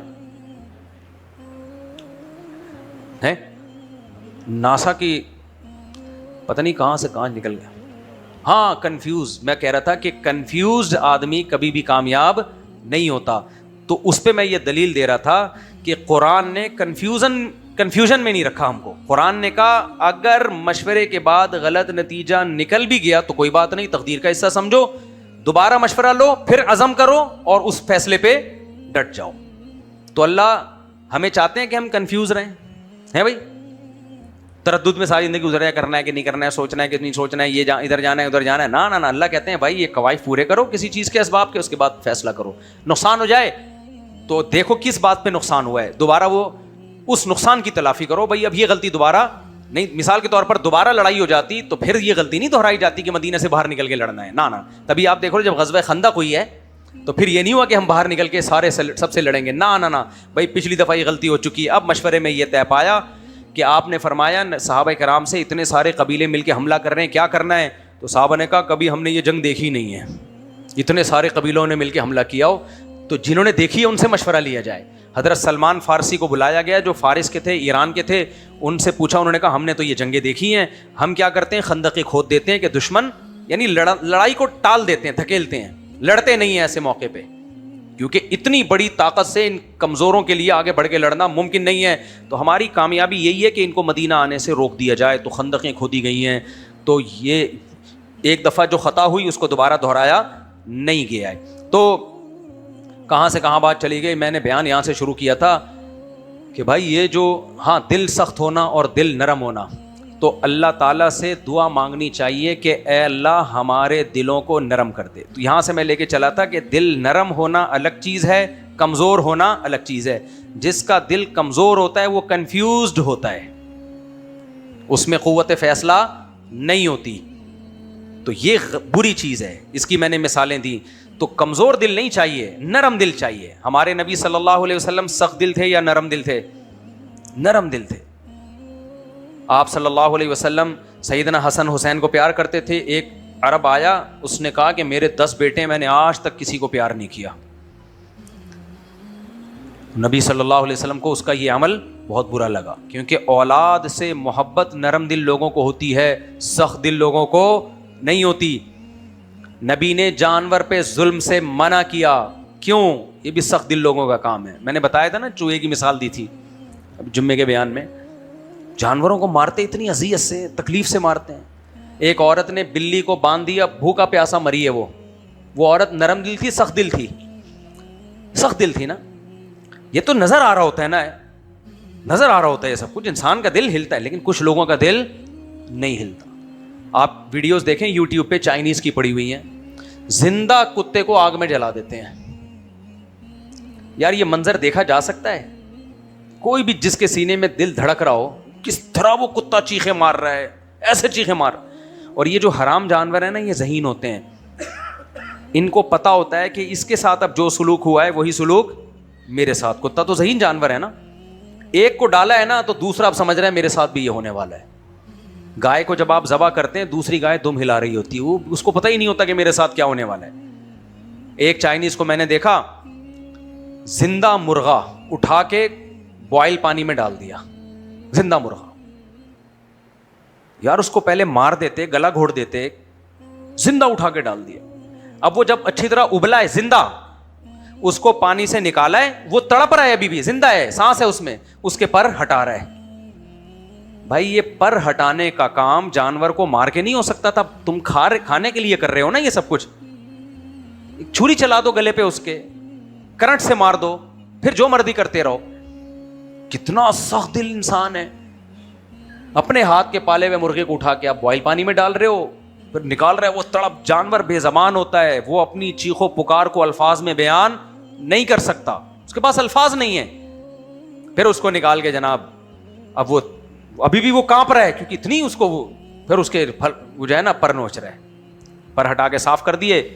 اب پھر آگے ویڈیو نہیں تھی, پتہ نہیں کیا کیا ہوگا. کتے کو زندہ لٹکا کے اس کو آگ لگا رہے ہیں. کیا کر رہے ہو یار؟ تمہارے ایک دوست نے بتایا, کچھ ویڈیوز تو یوٹیوب پہ ہے نہیں, یوٹیوب بین کر دیتا ہے وہ. ہمارے ایک دوست نے بتایا چائنا میں ہم نے دیکھا کڑھائی جل رہی ہے, بڑا کوکر ہے نا, گرم کڑھائی, تیل, زندہ کتا اٹھایا, اس میں ڈال کے اوپر سے بند کر دیا. اچھا اب جب ہم گلا کاٹتے ہیں نا, یہ دماغ پہ چوٹ پڑتی, جانور مرتا ہے. اس کنڈیشن میں جلدی نہیں مرتا جانور. کہہ رہے ہیں جب وہ کوکر سے نکالا ہے نا پکا کے, کتا اس وقت بھی زندہ تھا. بتاؤ یہ سخت دلی ہے یا نہیں ہے؟ حضرت عبداللہ بن عمر رضی اللہ تعالیٰ عنہ نے کچھ لوگوں کو دیکھا کہ نشانہ بازی سیکھ رہے ہیں مرغیوں کو باندھ کے. حضرت عمر کے بیٹے عبداللہ ابن عمر نشانہ بازی سیکھ رہے ہیں. بھائی تیروں کا نشانہ بازی سیکھتے ہیں نا, تو نشانہ کس کو لے رہے ہیں؟ مرغیوں کا. کہتے ہیں حضرت عبداللہ بن عمر نے حدیث سنائی, نبی کریم صلی اللہ علیہ وسلم نے اس عمل سے لوگوں کو منع کیا ہے. تیر اندازی سیکھنی ہے, بے جان چیز کو بھی ہدف بنایا جا سکتا ہے. جانور کو تختہ مشق بنائے بغیر بھی یہ کام ہو سکتا ہے. مرغی کو مارنا ہے کھانے کے لیے تو ٹھیک ہے, ادروائز نشانے بازی کے لیے ٹھیک نہیں ہے. تبھی قرآن کہتا ہے فویل للقاسیۃ قلوبہم, جن کے دل سخت ہو چکے ہیں ان کے لیے تباہی, کیونکہ جن کے دل سخت ہو گئے ہیں وہ ایسے گناہ اپنے اعمال میں اکٹھے کر رہے ہیں, کیونکہ ان کے دلوں پہ تو کوئی اثر ہی نہیں پڑتا, وہ گناہ پہ گناہ کرتے چلے جاتے ہیں اور قیامت میں ان کو حساب دینا پڑے گا. جن کے دل نرم ہوتے ہیں ان کا گناہ کرتے ہوئے دل کانپ اٹھتا ہے, ظلم کرتے ہوئے دل کانپ اٹھتا ہے, تو وہ کرتے ہی نہیں ہے. فرعون نے ہزاروں بچوں کو قتل کیا تھا. بچہ کتنا پیارا کتنا معصوم ہوتا ہے. ابھی ایک ویڈیو وائرل ہوئی ہے, ایک ڈاکو آیا کسی دکاندار سے نا پیسے چھین رہے, دکاندار کی بچی بھی بیٹھی ہوئی ہے. اس بچی بیچاری کو نہیں پتا کہ یہ ڈاکو ہے, بچی نے بھی دراز سے 50 روپے نکال کے دی دی. اس ڈاکو کو ترس آیا اور وہ جو پیسے لیے تھے واپس چھوڑ کے چلا گیا. کچھ نہ کچھ رحم دلی تھی. میں نہیں کہہ رہا ڈاکو رحم دل ہوتے ہیں, بڑے بے غیرت ہوتے ہیں یہ, لیکن بچی کے اس عمل پہ تھوڑا سا اس کو کیا ہو گیا, تھوڑا سا دل نرم ہو گیا, یار یہ بیچاری کیا کر رہی ہے. آپ یعنی بچہ ایک ایسی چیز ہے جس پہ سخت سے سخت دل آدمی کا سینہ بھی پگھل جاتا ہے. سخت سے سخت دل آدمی کا سینہ. جب یہ غزہ میں بمباری ہو رہی تھی, لوگ بڑوں کی ویڈیوز دیکھ کے زیادہ رو نہیں رہے تھے, جو بچوں کی ویڈیوز آ رہی تھی نا ان پہ دل تڑپ جاتا تھا, معصوم بچوں کی ویڈیوز پہ. انسانی فطرت ہے. سوچو فرعون کا کیسا سخت دل ہوگا جو ماؤں کی گود سے معصوم بچے چھینتا اور مائیں بلک بلک کے روتی اور انہی کے سامنے اس بچے کی گردن پہ چھرا چلا دیتا. ایک نہیں ہزاروں بچے قتل کیے. اسلام آنے سے پہلے عرب نے سینکڑوں لڑکیاں زندہ دفن کی ہیں. باپ اپنی بیٹی کو کیا کر رہا ہے, مٹی کھود کے زندہ دفن کر رہا ہے. نبی کریم صلی اللہ علیہ وسلم کے سامنے نا ایک شخص آیا اسلام قبول کرنے کے لیے. اس نے کہا کہ میں نے 100 لڑکیوں کو زندہ دفن ہونے سے بچایا ہے. حالانکہ وہ کافر تھا اس وقت, لیکن سینے میں کیا تھا, اس کے دل تھا, اس کو ترس آتا تھا ان بچیوں پہ. وہ کیا کرتا تھا, پیسے دے کے وہ بچیاں خرید لیتا تھا, ان کو پھر پالتا تھا. تو اس نے کہا یا رسول اللہ, میں نے اسلام لانے کے بعد انہوں نے کہا یا رسول اللہ میں نے 100 بچیوں کو زندہ دفن ہونے سے بچایا ہے, جن کے باپوں کی گود سے لیا کہ ان کو تمہاری نظروں سے ہمیشہ کے لیے دور کر دوں گا, تم ان کو ذلت سمجھتے ہو نا, دور کر دوں گا. تو یا رسول اللہ لیکن یہ نیکی میں نے حالت کفر میں کی ہے, کیا میری اس نیکی کا مجھے ثواب ملے گا؟ نبی نے فرمایا اسی نیکی کی وجہ سے اللہ نے اسلام کی توفیق دی ہے. کیا مطلب؟ اب اس حدیث کو میں اپنے الفاظ میں ایکسپلین کرتا ہوں. کیا مطلب؟ تمہارے اندر ایک نرم دلی ہے, یہ نرم دلی جس میں ہوتی ہے وہ حق کو قبول کرتا ہے. تو اسلام بھی ایک حق ہے نا, تو اسی نرم دلی کی وجہ سے اسلام بھی سمجھ میں آ گیا. سخت دل لوگوں کو اسلام سمجھ میں نہیں آتا, نہ اللہ سمجھ میں آتے ہیں نہ اللہ کے رسول سمجھ میں آتے ہیں. اور اسی کے برعکس دوسری حدیث بھی ہے کہ ایک شخص نبی کے پاس آیا اور اس نے عرض کیا یا رسول اللہ میں نے حالت کفر میں ایک جرم کیا تھا. بعد میں بعض لوگ سخت دل ہوتے ہیں لیکن اللہ دلوں کو بدل بھی دیتا ہے نا. میں نے تو حالت کفر میں یہ جرم کیا کہ میں سفر میں تھا, میرے ہاں بیٹی کی ولادت ہوئی. جب میں آیا بچی 2.5-3 سال کی ہو چکی تھی, تو میری بیوی نے اس بچی کو مجھ سے چھپا لیا اس خوف سے کہ باپ قتل نہ کر دے. یہ بھی صحیح حدیث ہے. میری جب اس پہ نظر پڑی ہے تو میں اس کو اٹھا کے لے گیا. آج بھی مکہ میں وہ قبرستان موجود ہے جہاں بچیوں کو زندہ دفن کیا جاتا تھا, اور میں نے وہ قبرستان دیکھا ہے. اور ایک عجیب اسلام کا معجزہ کہیں آپ, اس قبرستان پہ کوئی تعمیر ممکن ہی نہیں ہے. سعودی حکومت نے 100 دفعہ کوشش کر لی ہے کہ یہاں کچھ ہم بنا دیں, بنتا ہی نہیں ہے.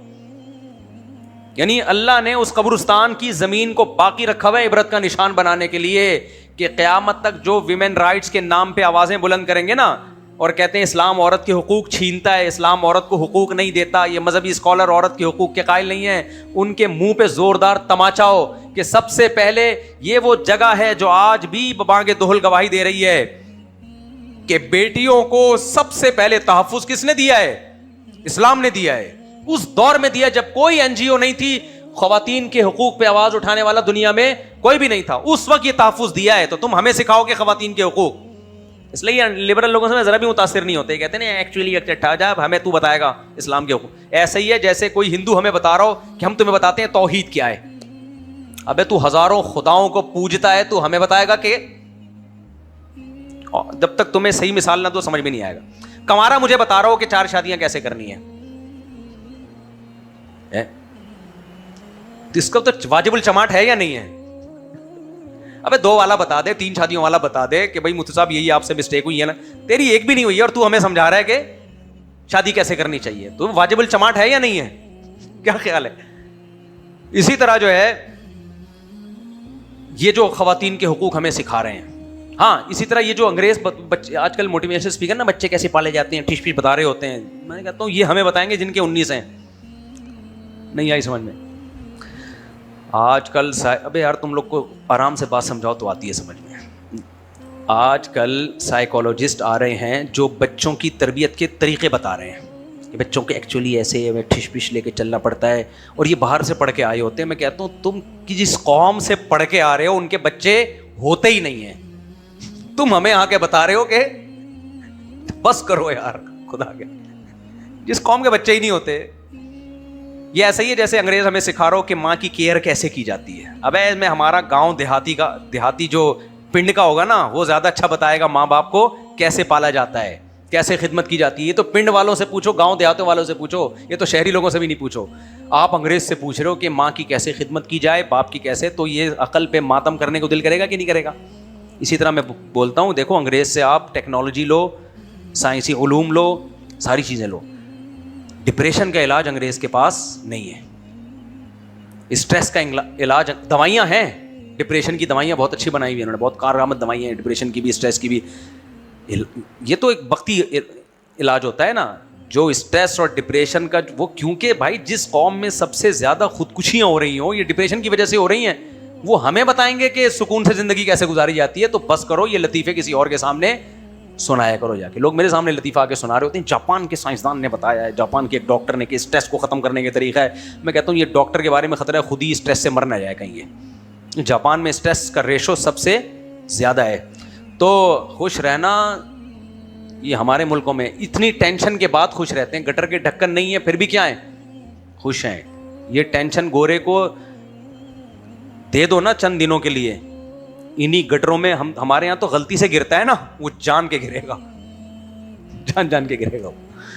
تو میرے بھائی یہ N G Os women rights کی باتیں کر کے ہمیں سکھا رہی ہوتی ہیں خواتین کے حقوق, تو واجب الچماٹ ہیں یا نہیں ہیں؟ بولو. اور بھائی ہم اسلام کو مانتے ہیں, سب سے پہلے عورت کے حق کی آواز کس نے اٹھائی ہے؟ محمد صلی اللہ علیہ وسلم نے. بیٹیوں کو تحفظ اور بیٹی کو عزت کس نے دی ہے؟ محمد صلی اللہ علیہ وسلم نے. بیوی کو عزت کس نے دی ہے؟ محمد صلی اللہ علیہ وسلم نے. سب سے پہلے وہ ہے, تو ہمیں وہاں سے بہت کچھ مل گیا ہے. آپ اور یہ جو انٹیاں سکھا رہی ہوتی ہیں نا میرے جسم میری مرضی والی ویمن رائٹس کی باتیں کر رہی ہوتی ہیں ٹھش پش کر کے, ان کو بیچاریوں کو خود کہیں سے بھی حقوق نہیں مل رہے ہوتے, کیونکہ نہ ابا سے ملا ہوتا ہے کوئی حق, ان کو نہ اماں سے ملا ہوتا ہے, شوہر نام کی کوئی چیز, اور شوہر ان کا ہوگا بھی کتنا بیچارہ مظلوم. سوچو یار, جب شوہر کے سامنے کہتی ہوگی میرا جسم میری مرضی, ہو گیا کہ میں نے مہر کس سلسلے میں دیا تھا بھائی, میرے ساتھ تو دھوکا ہوا ہے, کیا خیال ہے؟ وہ تو ملاقات سے پہلے کہتا ہوگا کہ میری شادی ہوئی تھی, سلسلے ملاقات کے لیے حاضر ہوا ہوں, اگر آپ پرمیشن دیں تو بیٹھ جاتا ہوں ورنہ وہاں دفعہ ہو جاتا ہوں. تو آدمی ہوا یا پجامہ ہوا وہ؟ تو نہ ان کو شوہروں سے محبت ملتی ہے, نہ اولاد سے محبت ملتی ہے, نہ ماں باپ سے ماں باپ کے بھی باقی ہوتے ہیں یہ. تو یہ بیچارے پھر ٹی وی کے میں جا کے اس طرح کی باتیں کر رہے ہوتے ہیں, کچھ ان بیچاروں کے پان گٹکے کا انتظام خرچہ پانی مل جاتا ہے. اس لیے مجھے اور آپ کو ان سے متاثر ہونے کی چنداں ضرورت نہیں ہے. ہمارے پاس اسلام ہے جس میں سارے حقوق ہمیں 1400 سال پہلے محمد صلی اللہ علیہ وسلم نے بتا دی ہیں, وہ جاندار شاندار ہیں, اور اس میں عورت کو تحفظ ملا بھی ہے, نظر بھی آ رہا ہے. ہم نے اپنی ماں کی عزت دیکھی ہے, دادیوں کی عزت دیکھی ہے, اپنی بہنوں کی عزتیں دیکھی ہیں, اپنے خاندان میں عورتوں کی عزت ہم نے دیکھا ہے کیسے مرد ساری زندگی کی کمائی لا کے عورتوں کی جھولیوں میں ڈالتا ہے, کیسے تحفظ دیتا ہے. برداشت کا لیول ہماری سوسائٹی میں عورت سے زیادہ کس میں ہے؟ مرد میں. اب گالیاں پڑھنا شروع کمنٹس میں خواتین کی طرف سے. خواتین کہتی ہیں نہیں ہم میں برداشت زیادہ ہے. نا طلاق زبان سے منہ سے نکالو طلاق ہو جاتی ہے. کیسی زبان کو سیتا ہے مرد, کتنی دفعہ غصہ آتا ہے. نہیں ٹھیک ہے طلاقیں بھی ہو رہی ہیں, لیکن آپ وکیلوں سے جا کے پوچھ لو جب سے یہ عدالتی خلا چلا ہے نا, طلاق کے بجائے خلا کا ریشو زیادہ. بھائی خرابی تو کبھی مرد میں ہوتی ہے کبھی عورت میں ہوتی ہے. عورتوں میں خرابی ہوتی تھی مرد طلاق نہیں دیتے تھے, چلاتے تھے رشتہ.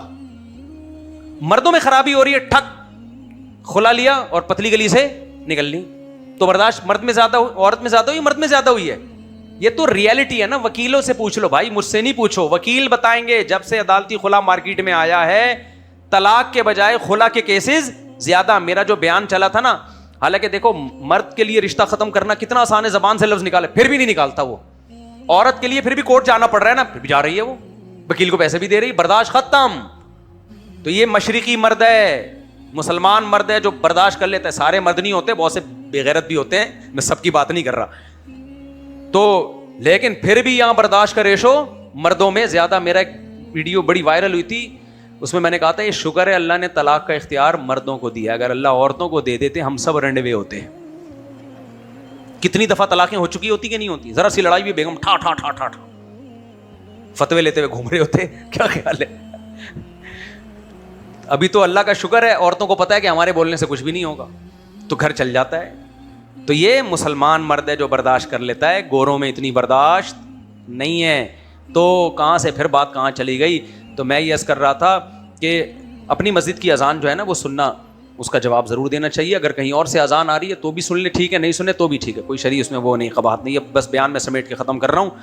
تو میں یہ عرض کر رہا تھا بھائی, کمزور دل ہونا عیب ہے, نرم دل ہونا عیب نہیں ہے. تو نبی کریم صلی اللہ علیہ وسلم بہت نرم دل تھے.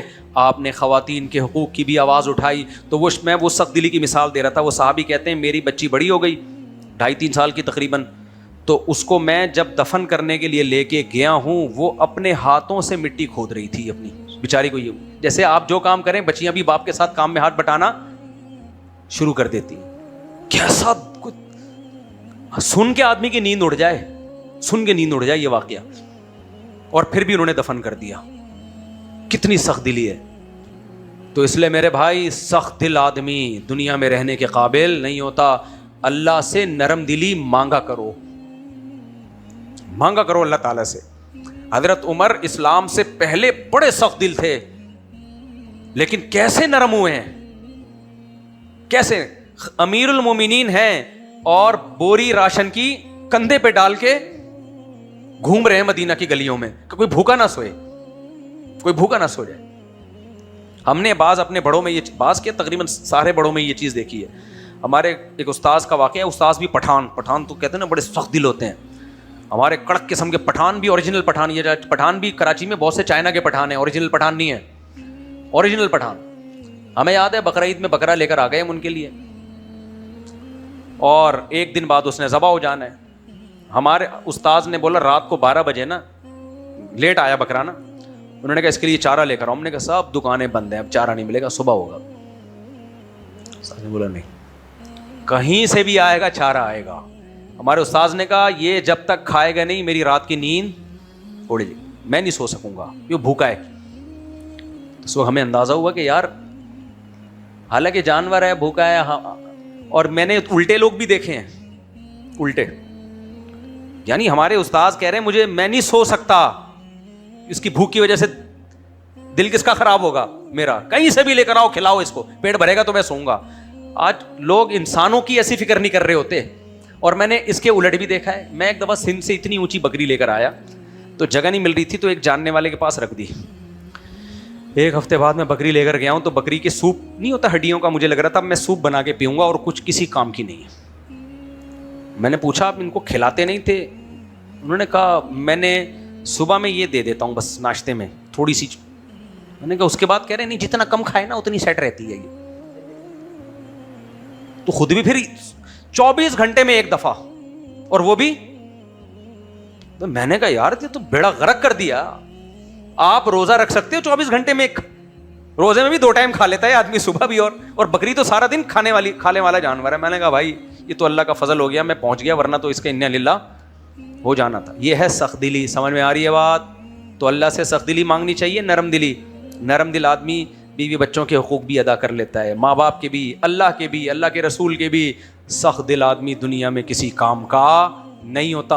اور یہ کسبی بھی ہے. کسبی کا مطلب ہوتا ہے کچھ تو گاڈ گفٹڈ ہوتی ہے, کچھ اپنے اختیار سے بھی ہوتی ہے. آپ سخت دلی والے کام کرتے رہیں گے تو آہستہ آہستہ پتھر دل ہو جائیں گے, نرم دلی والے کام کرتے رہیں گے تو آہستہ آہستہ نرم دل ہو جائیں گے. سمجھ میں آ رہی ہے بات؟ اللہ عمل کی ہم سب کو توفیق عطا فرمائے. ٹاپک پتہ نہیں کہاں سے چلا تھا, کدھر کو نکل لیے, لیکن جو باتیں ہو گئی میرا خیال ہے کام کی باتیں ہو گئی, اور چائے سے پہلے پانی پی لینا چاہیے. جی حضرت. اچھا چلیں, ابھی تو ٹائم ہو گیا پھر. مفتی صاحب, قاری صاحب جو بچوں کو مارتے ہیں اس کے خلاف آپ بھی اور بہت سے حضرات آواز اٹھاتے ہیں اور بہت فائدہ ہو رہا ہے, لیکن قاریوں کو ملنے والی سہولتوں پر کوئی نہیں بولتا, ان کی تنخواہ پر کوئی نہیں بولتا. قاریوں کو اچھی تنخواہ دینی چاہیے, بہت ٹائم خرچ کرتے ہیں بچوں کو پڑھانا, خدا کی قسم 8-10 بچے ہوں نا, شرارتی ہوں, سنبھالنا بہت مشکل کام ہے ان کو. میرے لیے تو مشکل نہیں ہے, میں نے 50-60 بچے اکٹھے پڑھائے ہیں بڑے ہنس کھیل کے, لیکن کچھ قاریوں کا اپنا بھی شاید دماغ آؤٹ ہوتا ہے, واللہ عالم.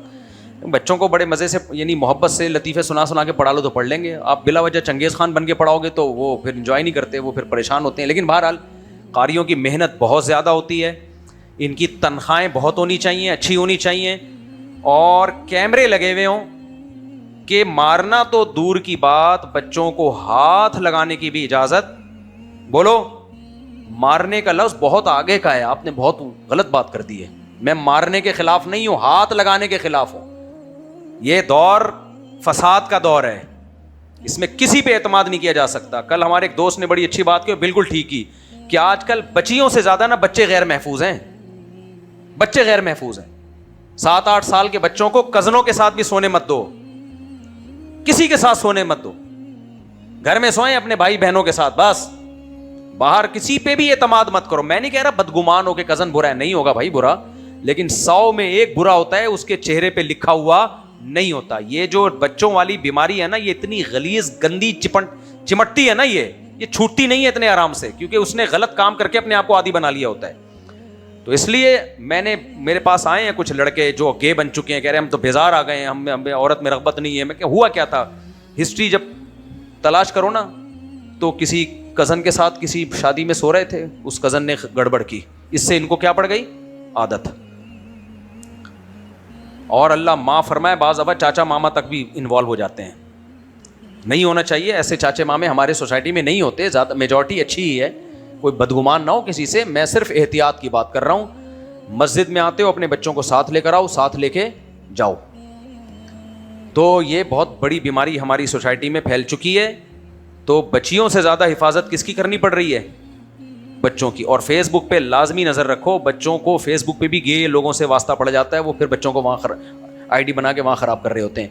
تو قاری ہو, مفتی ہو, حضرت جی ہوں, یا کوئی اسکول ٹیچر ہو, پروفیسر ہو, لیکچرار ہو, رکشے والا ہو, ٹیکسی والا ہو, کوئی بھی ہو, ہاتھ لگانے کی اجازت بولو نہیں. صرف ٹوپی رکھی ذرا بچہ, صرف ٹوپی ایسے, بس اتنا پیار کرنا کیا ہے, کافی ہے بس. یہاں سے تو یہ نگرانی کیا کرو, قاری مانیں گے نہیں اتنی جلدی. بولو ہاتھ لگانے کی آتی. ہمارے یہاں بھی قاری صبح آتے ہیں, کچھ بچوں کو پڑھاتے ہیں, میں نے ان کو بتایا, حالانکہ بہت نیک قاری ہے, میں خصوصاتی طور پہ جانتا ہوں, وہ برا نہیں ہے, لیکن پھر بھی پہلے ہی ہم نے بتا دیا بھائی کیمرے لگے ہوئے ہیں, پہلے ہی ہم نے بتا دیا. حالانکہ ہمیں پتہ ہے کہ بندہ 1 نمبر ہے, لیکن پھر بھی ہم نے پہلے کیا بتا دیا, اور احتیاط کے لیے بھائی کیمرے لگے ہوئے, ہر وقت دیکھا جا رہا ہے, آپ کو ہاتھ نہیں لگانا ہے بچے کو, صحیح ہے نا. اس کو ہم نے, اب وہ کہتے ہیں اچھا میں برا ہوں, نہیں قاری صاحب آپ بہت نیک ہو. ہماری پالیسی ہے کہ اس میں حاجی پاجی دیکھنا ہی نہیں ہے, بچے کو ہاتھ لگانے کی اجازت, ختم, قصہ ختم ہو. اچھا لیکن قاریوں کی تنخواہیں بھی دو, اچھی تنخواہ دو قاریوں کو. قرآن پڑھا رہا ہے یار تمہارے بچے کو, انگلش پڑھانے والے کو دے دیتے ہو اچھی تنخواہ, قرآن پڑھانے والے کو ایسے ٹرکایا ہوا ہے. میں عدیل احمد خان, میری شادی انہوں نے ہوئی, اب نام بیگم کا لکھا ہوا ہے یار, جو کورنگی کراچی دارالعلوم میں رہتی ہیں. گھر میں امی اور والدہ وائف کی لڑائی ہوئی, جس پر میری بیوی بچے کو لے کر چلی گئی, اور میرا 2 سال کا بچہ ہے, اسے بھی لے گئی. لڑائی اتنی ہو گئی کہ گھر آنا, گھر والوں نے کھلا لے لیا,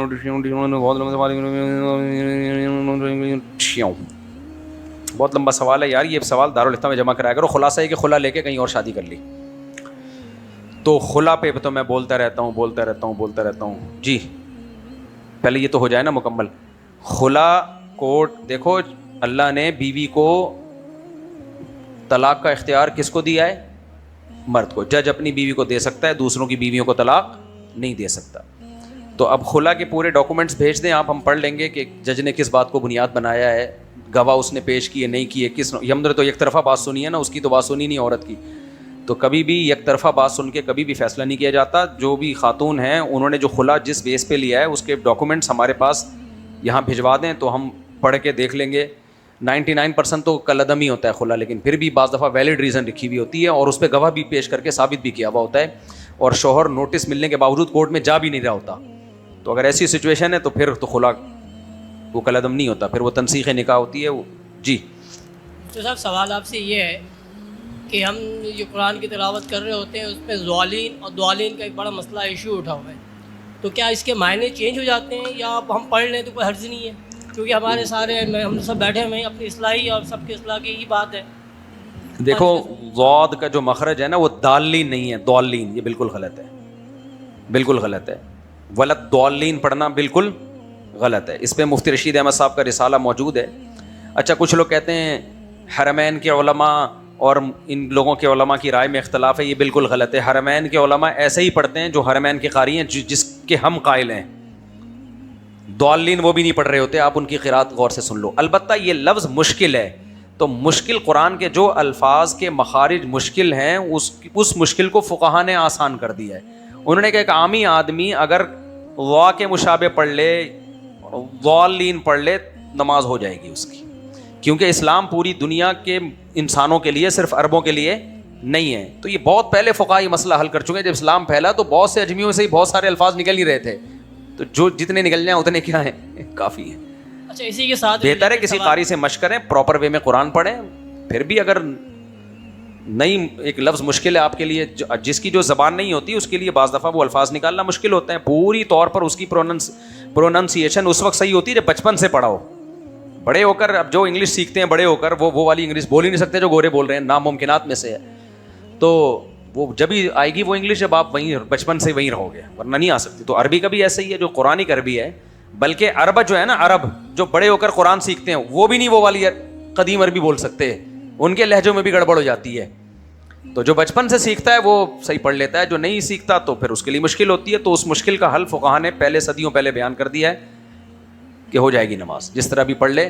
حتی الامکان کوشش کرے صحیح, لیکن زیادہ وہمی نہ بنے. وہ گھنٹے لگا دیا دوادی پہ, یوں گھوم رہا ہے کبھی یوں گھوم رہا ہے, ایسے وہمی وہ پاگل میں نے بہت دیکھے ہیں. ہمارے محلے میں ایک پاگل رہا کرتا تھا, کسی کو کیا پتا کس کی بات ہو رہی ہے, غیبت نہیں ہوگی انشاءاللہ. میرے ساتھ کبھی کبھار نماز پڑھتا تھا, میرا دماغ کھا جاتا تھا. وہ اس کو الحمد کا ہا نہیں نکلتا تھا منہ سے, الحمد یوں کر کے نکال رہا ہوتا تھا. ابے بس کر یار. وہی لطیفہ ہے نا, قاری صاحب بچے کو پڑھا رہے تھے, بچے بولو ہا. اب قاری صاحب جیسا گلا تو بچے کا نہیں, تو اس نے کہا ہا. حلق سے نکالو حلوا, وہ کہہ رہے حلوا. پھر کہہ رہے حلق سے نکالو, بچے کی ماں نے کہا حلق سے نہ نکالو, میں پکا کے کھلا دوں گی, خدا کے لیے بچے کو ٹائم. ایک قاری صاحب گئے مٹھائی کی دکان پہ, کہتے ہیں شیرہ ہے, شیرہ شیرہ نہیں ہوتا, کہتے ہیں ہے مگر اتنا گاڑھا نہیں ہے, نارمل شیرہ ہے ہمارے. تو اس لیے غاد کی ٹینشن نہ لیں زیادہ. اسی کے ساتھ ایک ریلیٹڈ سوالات, ہم لوگ سب بیٹھے ہوئے ہیں تو ہماری اصلاحی ہو جائے. ہم نماز پڑھتے ہیں اس میں بھی ہمارے, کیونکہ ہمیں بچپن میں بہت میری پٹائی ہوئی ہے, میری تو بہت ہوئی ہے. اچھا, کیونکہ میں جب حفظ کرتا تھا تو بہت میری پٹائی ہوئی, اور اتنی ہوئی ہے کہ اللہ ہدایت دے. بس یہ بچے ہمارے اب وہ قاری صاحب آسٹریلیا میں, اللہ ان کو اور خیر اپنے استاد کے لیے دعا کریں, جو بھی تھا جو بھی تھے. تو میں یہ کہہ رہا ہوں کہ نماز ہم پڑھتے ہیں تو اس میں بھی بہت ساری چونکہ صورتیں ہوتی ہیں, ہم ٹھکا ٹکا ٹکا پڑھتے چلے جاتے ہیں. ٹھیک ہے, اسی طریقے سے جب ہم سجدے میں جاتے ہیں تو آپ کی بھی ماشاءاللہ کبھی کبھی آواز آتی ہے, آپ بھی بڑے آرام سے پڑھتے ہیں. تو کیا مطلب اگر ہم جلدی پڑھ لیں یا آرام سے پڑھ لیا کریں تو کیا جا رہا ہے اس میں, بس نارمل اسپیڈ سے پڑھیں, نہ بہت آرام سے نہ بہت تیز. تو قاعدہ وعدہ کا بھی کوئی, بس آپ کی نماز صحیح ہو رہی ہے, ٹینشن میں نہ جائیں نہ دوسروں کو ٹینشن. بالکل صحیح پڑھ رہے ہیں آپ, جزاک وہمی نہ بنے, پڑھ رہے ہیں اس پہ اللہ کا شکر ادا کریں. السلام علیکم. وعلیکم السلام. ایک سوال ہے کہ ایک میں نے ویڈیو دیکھی تھی, اس میں انہوں نے جو ہے نا ایک وہ بنائی ہوئی ہے فلم کی طرح کہ حضرت عمر رضی اللہ تعالیٰ جو ہے نا حضرت فاطمہ رضی اللہ تعالیٰ کا واقعہ آپ نے سنا ہوگا, تو اس واقعے کی کوئی حقیقت ہے؟ یہ بہت مبالغہ آرائی کر کے شیعہ لوگ بیان کرتے ہیں حضرت عمر نے ظلم کیا, گھر جلا دیا. یہ ابے بھائی یہ سب کچھ کیا ہوتا تو حضرت علی کے حضرت عمر سے اختلاف محبتیں ہوتی, اور حضرت عمر اپنے بعد اپنا جانشین حضرت علی کو بناتے ہیں. ایسی باتیں کر رہے ہو یار, مدعی سست اور گواہ چست والی باتیں ہیں یہ. اور کہ عمر بن خطاب جیسے شخص سے آپ یہ توقع رکھیں گے جو نبی کی بیٹی کو وہ عزت نہ دیں, جو حسن و حسین کو عزت دے رہے ہیں. جب ایران فتح ہوا ہے نا تو وہاں کے شہزادوں, وہاں کے جو ایران کے بادشاہوں کی جو بیٹیاں تھیں شہزادیاں, حضرت عمر نے اسپیشلی, کیونکہ بڑی خوبصورت تھیں وہ اور بادشاہوں کے گھر میں پلی ہوئی, الگ سے سیدنا حسن سے اور حسین رضی اللہ عنہ سے شادی کروائی تھی ان کی, یا تو حضرت حسن سے یا حسین سے, یا دونوں سے بھی, مجھے واقعہ پڑھے ہوئے بہت ٹائم ہو گیا, صحیح سند سے ثابت ہے کہ بھائی یہ شہزادیاں ہیں تو کس کو ملیں گی, یہ شہزادوں کو ملیں گی. بہت پروٹوکول دیا کرتے تھے. حضرت عثمان کے گھر کا جب محاصرہ ہوا ہے تو ان کی حفاظت کے لیے حسن و حسین کو بھیجا ہے حضرت علی نے. کتنا یعنی جان ہتھیلی پر رکھ کر حضرت عثمان کی حفاظت کے لیے کھڑے ہوئے. کس کے بیٹے؟ سیدہ فاطمہ کے بیٹے. اتنے اچھے تعلقات تھے. تو وہاں اتنے اچھے تعلقات تھے, انہوں نے بس, میں نے بتایا اہل بیت کی محبت کا نام لے کے کچھ بھی کر لو. تو اس واقعی کوئی حقیقت نہیں ہے. ایک اور سوال ہے, تھوڑا بہت تو اختلاف ہوا تھا وراثت کے مسئلے پر, لیکن جتنا ہوا تھا اتنا بیان کرنا چاہیے نا. تو تھوڑا بہت اختلاف تو نیچرل ہے بھائی, بڑے بڑے لوگوں میں ہو جاتا ہے. اور یہ اختلاف صرف سیدنا عمر کا نہیں ہوا, اہل بیت کا آپس میں بھی ہوا ہے. صحابہ بھی انسان تھے, کوئی مالی معاملات پہ ان کا بھی اختلاف ہو سکتا ہے, وراثت کے مسئلے پہ ان کا بھی اختلاف ہو سکتا ہے, آج بھی ہوتے ہیں بڑے بڑے لوگوں میں, تو وہ بھی تو انسان تھے نا. تو یہ صرف سیدنا عمر کا یا حضرت ابو بکر کا نہیں ہوا, اہل بیت کا آپس میں بھی ہوا ہے. صحیح مسلم میں حدیثیں موجود ہیں. تو لیکن اس اختلاف کو بڑے اعتدال سے بیان کیا جاتا ہے, جتنا ہے اتنا رکھ کے بیان کیا جاتا ہے. لیکن چونکہ سیدنا عمر سے آپ کو ذاتی بغض ہے یا حضرت معاویہ سے ذاتی بغض ہے, وہاں جب بات آئے گی ایک دم زمین آسمان کے قلابے ملا کے مجلسیں گرم کی جاتی ہیں, رلایا جاتا ہے, اور جو چل رہا ہے مارکیٹ میں آپ کے سامنے. چلیں جی, ایک حیا کے خلاف ایک مسئلہ پوچھ لوں, اکیلے میں پوچھنا ہے سر. ٹھیک ہے.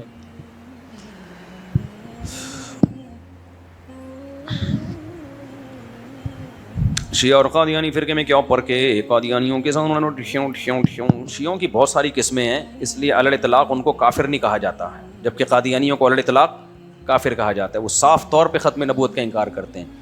تو شیعوں کے تو اتنے ہیں کہ ہر شخص کا ایک الگ ہی نظریہ ہوتا ہے.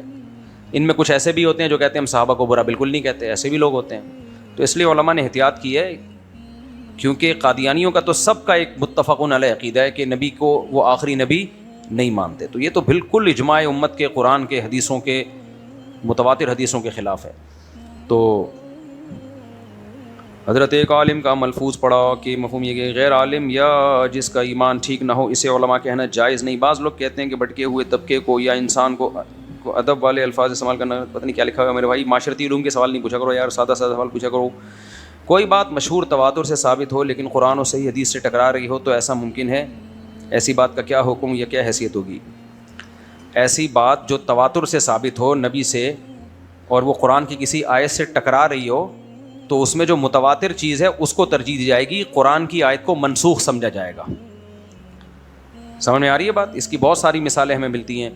دیکھو قرآن میں آتا ہے کتب علیکم اذا حضر احدکم الموت ان ترک خیرا الوصیۃ للوالدین والاقربین. یہ آیت ہے کہ تم میں سے جب کسی کی موت کا وقت آ جائے تو والدین اور رشتہ داروں کے لیے اس پر وصیت کرنا لازم ہے. یعنی اس سے یہی پتہ چل رہا ہے کہ والدین کو اتنا اور فلاں فلاں کو اتنا دے دینا. یہ آیت ہے. دوسری طرف قرآن میں یہ بھی ہے کہ اللہ نے بتا دیا اولاد کا کتنا حق ہے, یہ بھی بتا دیا. اب دونوں آیتوں کو ملاؤ تو اس کا مطلب ہے کہ تم خود وصیت کر لو, نہیں کی کسی نے تو اس طرح سے تقسیم کر دو, ہے نا. لیکن حدیث میں آتا ہے کہ لا وصیت لوارث, آپ وارث کے لیے وصیت کر ہی نہیں سکتے, جو اللہ نے حصے متعین کیے وہی ملیں گے. اب یہ حدیث قرآن کی جو پہلی والی آیت ہے اسے ٹکرا رہی ہے کہ نہیں ٹکرا رہی؟ قرآن تو کہہ رہا ہے تم وصیت کر سکتے ہو, حدیث میں آتا ہے وارث کے لیے وصیت نہیں ہے. تو پوری امت کا اجماع ہے کہ اس حدیث نے قرآن کی اس آیت کو منسوخ کر دیا ہے. اس حدیث نے قرآن کی اس آیت کو یعنی بتا دیا ہے کہ یہ آیت منسوخ ہے. اب سوال پیدا ہوتا ہے کیا حدیث میں اتنی طاقت ہے کہ قرآن کی آیت کو منسوخ کر دے؟ اس کا جواب یہ ہے کہ حدیث اگر متواتر ہے تو پھر اس میں یہ طاقت ہے, لیکن اگر وہ خبر واحد ہے تو پھر اس میں یہ طاقت نہیں. اب خبر واحد اور متواتر کیا ہوتی ہے؟ میں کورس کرانے والا ہوں اسلام کیا ہے, تین دن کا کورس ہوگا. ہمارے ہاں مولانا لوگ مجھ سمیت زیادہ تر بہت ایران توران میں تو چلے جاتے ہیں, لیکن ایک اسلامی ملک میں بچہ پیدا ہو کے مر جاتا ہے, اس کو اسلام کا بنیادی ڈھانچہ اسٹرکچر ہی سمجھ میں نہیں آتا. وہ شیعہ سنی دیوبندی بریلوی ہری پگڑی ٹانگیں چوڑی ٹانگیں پتلی, اسی میں زندگی گزر جاتی ہے اس کی بیچارے کی. نہیں آئی سمجھ میں بات؟ اس کو یہ نہیں پتا ہوتا کہ میں کس سلسلے میں دنیا میں حاضر ہوا تھا, جو میرا اصل کام تھا وہ کیا تھا. مثال کے طور پر میں بڑی اچھی مثال سے آپ کو بات سمجھاتا ہوں. میری عادت ہے مثالیں بہت دینے کی, تبھی لوگ کہتے ہیں دائیں میں بہت جاتے ہیں. بھائی دائیں بھائی نہیں, بات کو ایکسپلین کرنے کے لیے میں سمجھا رہا ہوتا ہوں. مثال کے طور پر نبی کریم صلی اللہ علیہ وسلم نے فرمایا, وہ شخص مومن نہیں ہے جو پیٹ بھر کے کھائے اور اس کا پڑوسی بھوکا سوئے. اس سے اسلام کا ایک میسج جا رہا ہے کہ اسلام اس بات کا نام ہے کہ آپ کو اپنے اڑوس پڑوس کا خیال کرنا ہے. یہ اصل میسج اسلام کا یہ ہے. لیکن جب یہ حدیث ہم جیسے مولویوں کے پاس آئے گی, ہم جیسے نالائق مولویوں کے پاس, تو ہم لوگ کیا کریں گے, اور پھر وہی چیز پبلک میں بھی لائیں گے. اس حدیث میں جو پیغام دیا اس کو فوکس نہیں کیا جائے گا. ہم کہیں گے یہ حدیث بخاری میں ہے یا فلاں کتاب میں ہے, دوسرا کہے گا نہیں بخاری میں تو نہیں ہے, یہ تو ابو داؤد کی حدیث ہے, تم نے تو جھوٹ بولا تھا اس دن. اور میں چیلنج کرتا ہوں بخاری میں تو نکال کے دکھا دے یہ حدیث. اب میں چیلنج قبول کروں گا, بخاری میں نہیں ملے گی تو میں اپنی غلطی نہیں مانوں گا. پھر میں بولوں گا چلو ترمذی میں تو ہے نا, سند صحیح ہے اس کی. وہ کہے گا سند میں تو فلاں راوی ہے, ضعیف راوی ہے. میں پھر اس کو صحیح قرار دینے کی کوشش, مناظرے شروع, اور پھر بالآخر آپ سب لوگ اس حدیث کے ایسے ایکسپرٹ ہو جاؤ گے. ایک جیسے حدیث 2812 کا سب کو نمبر یاد ہو گیا نا, گاڑیوں کے نمبر پلیٹ وغیرہ لگا لو 2812, ایسے ایکسپرٹ ہو جاؤ گے سب حدیث میں. یار یہ بخاری کے صفحہ نمبر فلاں پر ہے, اس حدیث کا یہ راوی ہے, اس کے سند وفات اور اس کے بارے میں سب PhD. لیکن اس ساری تحقیقات کا پڑوسی کو دھیلے کا فائدہ نہیں ہوگا. نہیں ہے بس, وہ پھر بھی کم بخت بھوکا سو رہا ہوگا. جو حدیث کا منشا تھا کہ پیٹ بھرو ان کا, خود اپنے پیٹ بھرنے کی فکر نہیں کرو. اس حدیث کا پڑوسی کو فائدہ ہوگا. یہ جو پوری تحقیق, ریسرچ, کتابوں کی ریفرنسز, بولو نا, پڑوسی کو دھیلے کا فائدہ نہیں. تو ہم لوگ بھی اسلام پہ بڑی ریسرچ ہوتی ہے, ٹانگیں چوڑی کرنی ہے, ٹانگیں پتلی کرنی ہے, ہاتھ کہاں باندھنے ہیں, 2812 کا بھی پتا ہوگا, فلانے کا بھی پتا ہوگا, وہ بنو امیہ کیا کر کے گئے, بنو عباس نے کیا کیا, پھر شیعہ لوگوں کا کیا مذہب ہے, دیوبندی کیا کہتے ہیں, بریلوی کیا کہتے ہیں, ربیع الاول میں یہ ہونا چاہیے, محرم یہ. بابا یہ ربیع محرم تو سارے بات کی چیزیں ہیں نا, اسلام تو پہلے آ گیا ہے. اسلام ہم سے چاہتا کیا ہے, کیا بنانا چاہتا ہے ہمیں, وہ بھی تو کوئی پیغام ہوگا نا اسلام کے پاس. وہ پیغام دب جاتا ہے ہمارا. سمجھ آ رہی ہے بات؟ میرے بیان میں بیٹھو گے آپ کو لگے گا اسلام چاہتا ہے ہر مسلمان 4 شادیاں کرے. جہلم جاؤ گے آپ کو لگے گا کہ اسلام یہ چاہتا ہے کہ بنو امیہ کو صبح شام گالیاں دو. یہ اسلام کا پیغام ہے. کیا خیال ہے؟ اور کسی اسکالر کو سنو گے کچھ اور دماغ بنے گا اور. تو اس سے اسلام کی جو اوریجنل چیزیں ہیں وہ زمین میں کیا ہو رہی ہیں, بولو 10. جو اسلام جس کو سیکھ کے صحابہ بنے, پوری دنیا فتح کی انہوں نے, لوگ ان کے عمل کو دیکھ کے مسلمان ہو جاتے, ان کے کیریکٹر کو دیکھ کے. حالانکہ یہ اختلافات تو ان کے بھی درمیان تھے, کوئی رفع الیدین کر رہا تھا, کوئی نہیں کر رہا تھا, کوئی زور سے. انہوں نے ان کو مسئلہ ہی نہیں بنایا.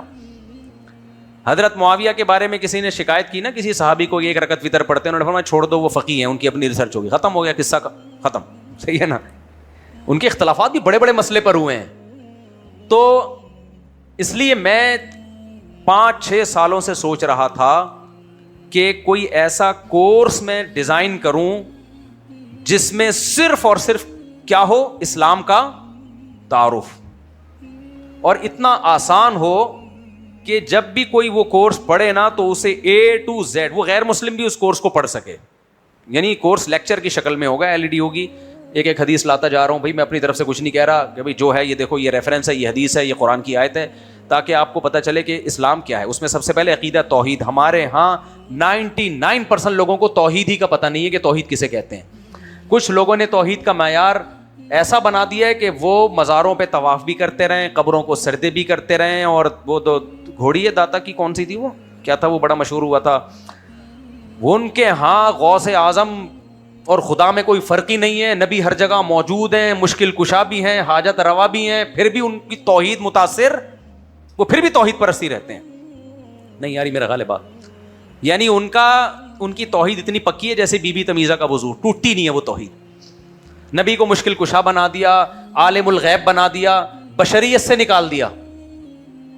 یہاں بیٹھ کے نبی سے دعائیں مانگ رہے ہیں, یا رسول اللہ انظر حالنا واسمع قالنا. بھائی تم نبی سے دعائیں مانگ رہے ہو تو شرک ہے, یعنی نہیں یہ شرک نہیں ہے. تو وہ توحید ٹوٹتی نہیں ہے ان کی, وہ ایسے ہیں. ان کی مثال ایسے جیسے بی بی تمیزہ کا وضو. بی بی تمیزہ تھی گاؤں میں, تو وہ نماز نہیں پڑھتی تھی. مسجد کے مولوی صاحب نے بولا نماز پڑھا کر. اس نے کہا وضو نہیں کرنی آتی, وضو نہیں کرنا آتی مجھے. تو انہوں نے وضو کرا دیا اس کو. اس کے بعد امام صاحب 10 سال کے لیے کہیں سفر پہ چلے گئے, واپس آئے, بی بی تمیزہ سے پوچھا نماز پڑھتی ہے؟ اس نے کہا ہاں الحمدللہ جب سے آپ گئے ہیں میں نماز پڑھ رہی ہوں. انہوں نے کہا اچھا وضو کرتی ہے؟ وہ تو آپ نے کرا دیا تھا. یعنی بی بی تمیزہ کا وضو اتنا پکا, اس کی شادی بھی ہو گئی, بچے بھی ہو گئے, اس کا وضو نہ شادی سے ٹوٹ رہا ہے نہ حیض و نفاس سے ٹوٹ رہا ہے, 6 بچے ہو گئے پھر بھی وضو نہیں ٹوٹا اس کا. تو کچھ لوگوں کی توحید ایسی ہے کہ بھائی نبی عالم الغیب, مشکل کشا, حاجت روا, غوث اعظم, پتہ نہیں کیا کیا اختیارات ان کے کھاتے میں, قبروں کو سجدے بھی, طواف بھی, سب کچھ ہو گیا, پھر بھی یہ توحید پرست ہیں.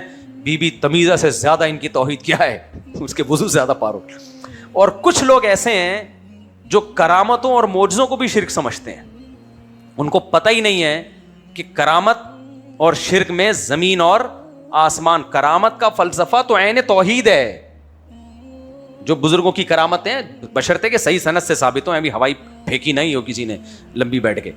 تو یہ سب چیزوں میں فرق, کرامت میں, معجزے میں, توحید میں, شرک میں کیا فرق ہے. تو اس پہ میں نے بہت کچھ لکھا ہے. میں 1 مہینے سے یہی کر رہا ہوں, آج کل آفس میں گھسا رہتا ہوں, یہی کام کرتا رہتا ہوں. پھر عقیدہ توحید ہے, عقیدہ رسالت ہے. نبی کریم صلی اللہ علیہ وسلم کی اسلام میں کیا حیثیت ہے, خود نبی نے اپنے بارے میں ہمیں کیا بتایا ہے. ظاہر ہے بعد از خدا بزرگ تو یہ قصہ مختصر, اللہ کے بعد اگر کوئی ہے تو اللہ کے نبی ہیں, لیکن کیا بشر نہیں ہیں. احادیث ہمیں کیا کہتی ہیں, قرآن ہمیں کیا کہتا ہے, خود نبی نے ہمیں اپنے بارے میں کیا عقیدہ رکھنے کا حکم دیا ہے. جتنی اس موضوع پر احادیث تھی میں نے ساری جمع کر لی ہیں پورے ریفرنسز کے ساتھ, قرآن کی آیتیں بھی, احادیث بھی. پھر اس کے بعد ہے یہ جو اسلام میں بہت سارے باطل فرقے آ گئے نا, سب سے اہم ٹاپک یہ ہے کیسے جج کریں. ہمارے پاس وہ معیار کیا ہے جس سے ہمیں پتہ چلے کہ حق کیا ہے اور باطل کی کسوٹی کیا ہے. کہ اللہ تعالیٰ اسلام کو اتنا مشکل بنائیں گے کہ ایک طرف اپنے نبی کی زبان سے اللہ نے یہ کہلوا دیا کہ 73 فرقے ہوں گے, 72 جہنمی, صرف 1 جنتی. تو فرقے تو ہوں گے, کیا خیال ہے.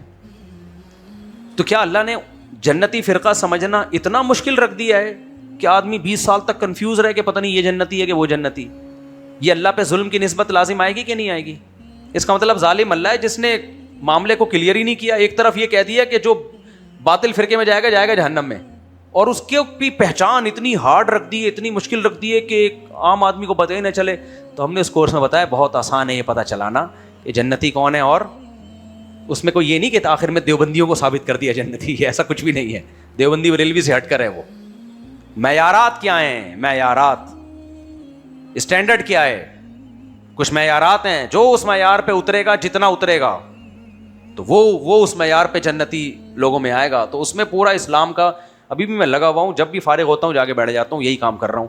تو یہ میں نے کورس کروانا ہے. جب اناؤنسمنٹ ہوگی تو آپ لوگوں نے بولو آنا ہے ٹائم نکال کے, سمجھ آ رہی بات. اور ہمارا ارادہ ہے کہ پہلے ہم یہاں وہ کروائیں گے, اور جو اس میں ایکسپرٹ ہوگا اس کو سرٹیفکیٹ بھی دیں گے تاکہ وہ آگے کرا سکے. اس میں کوئی فرقہ نہیں ہے بالکل, کہ یہ نہیں کہ آپ کو اس میں لگے میں دیوبندیوں کی وہ کر رہا ہوں یا بریل میں, نہ.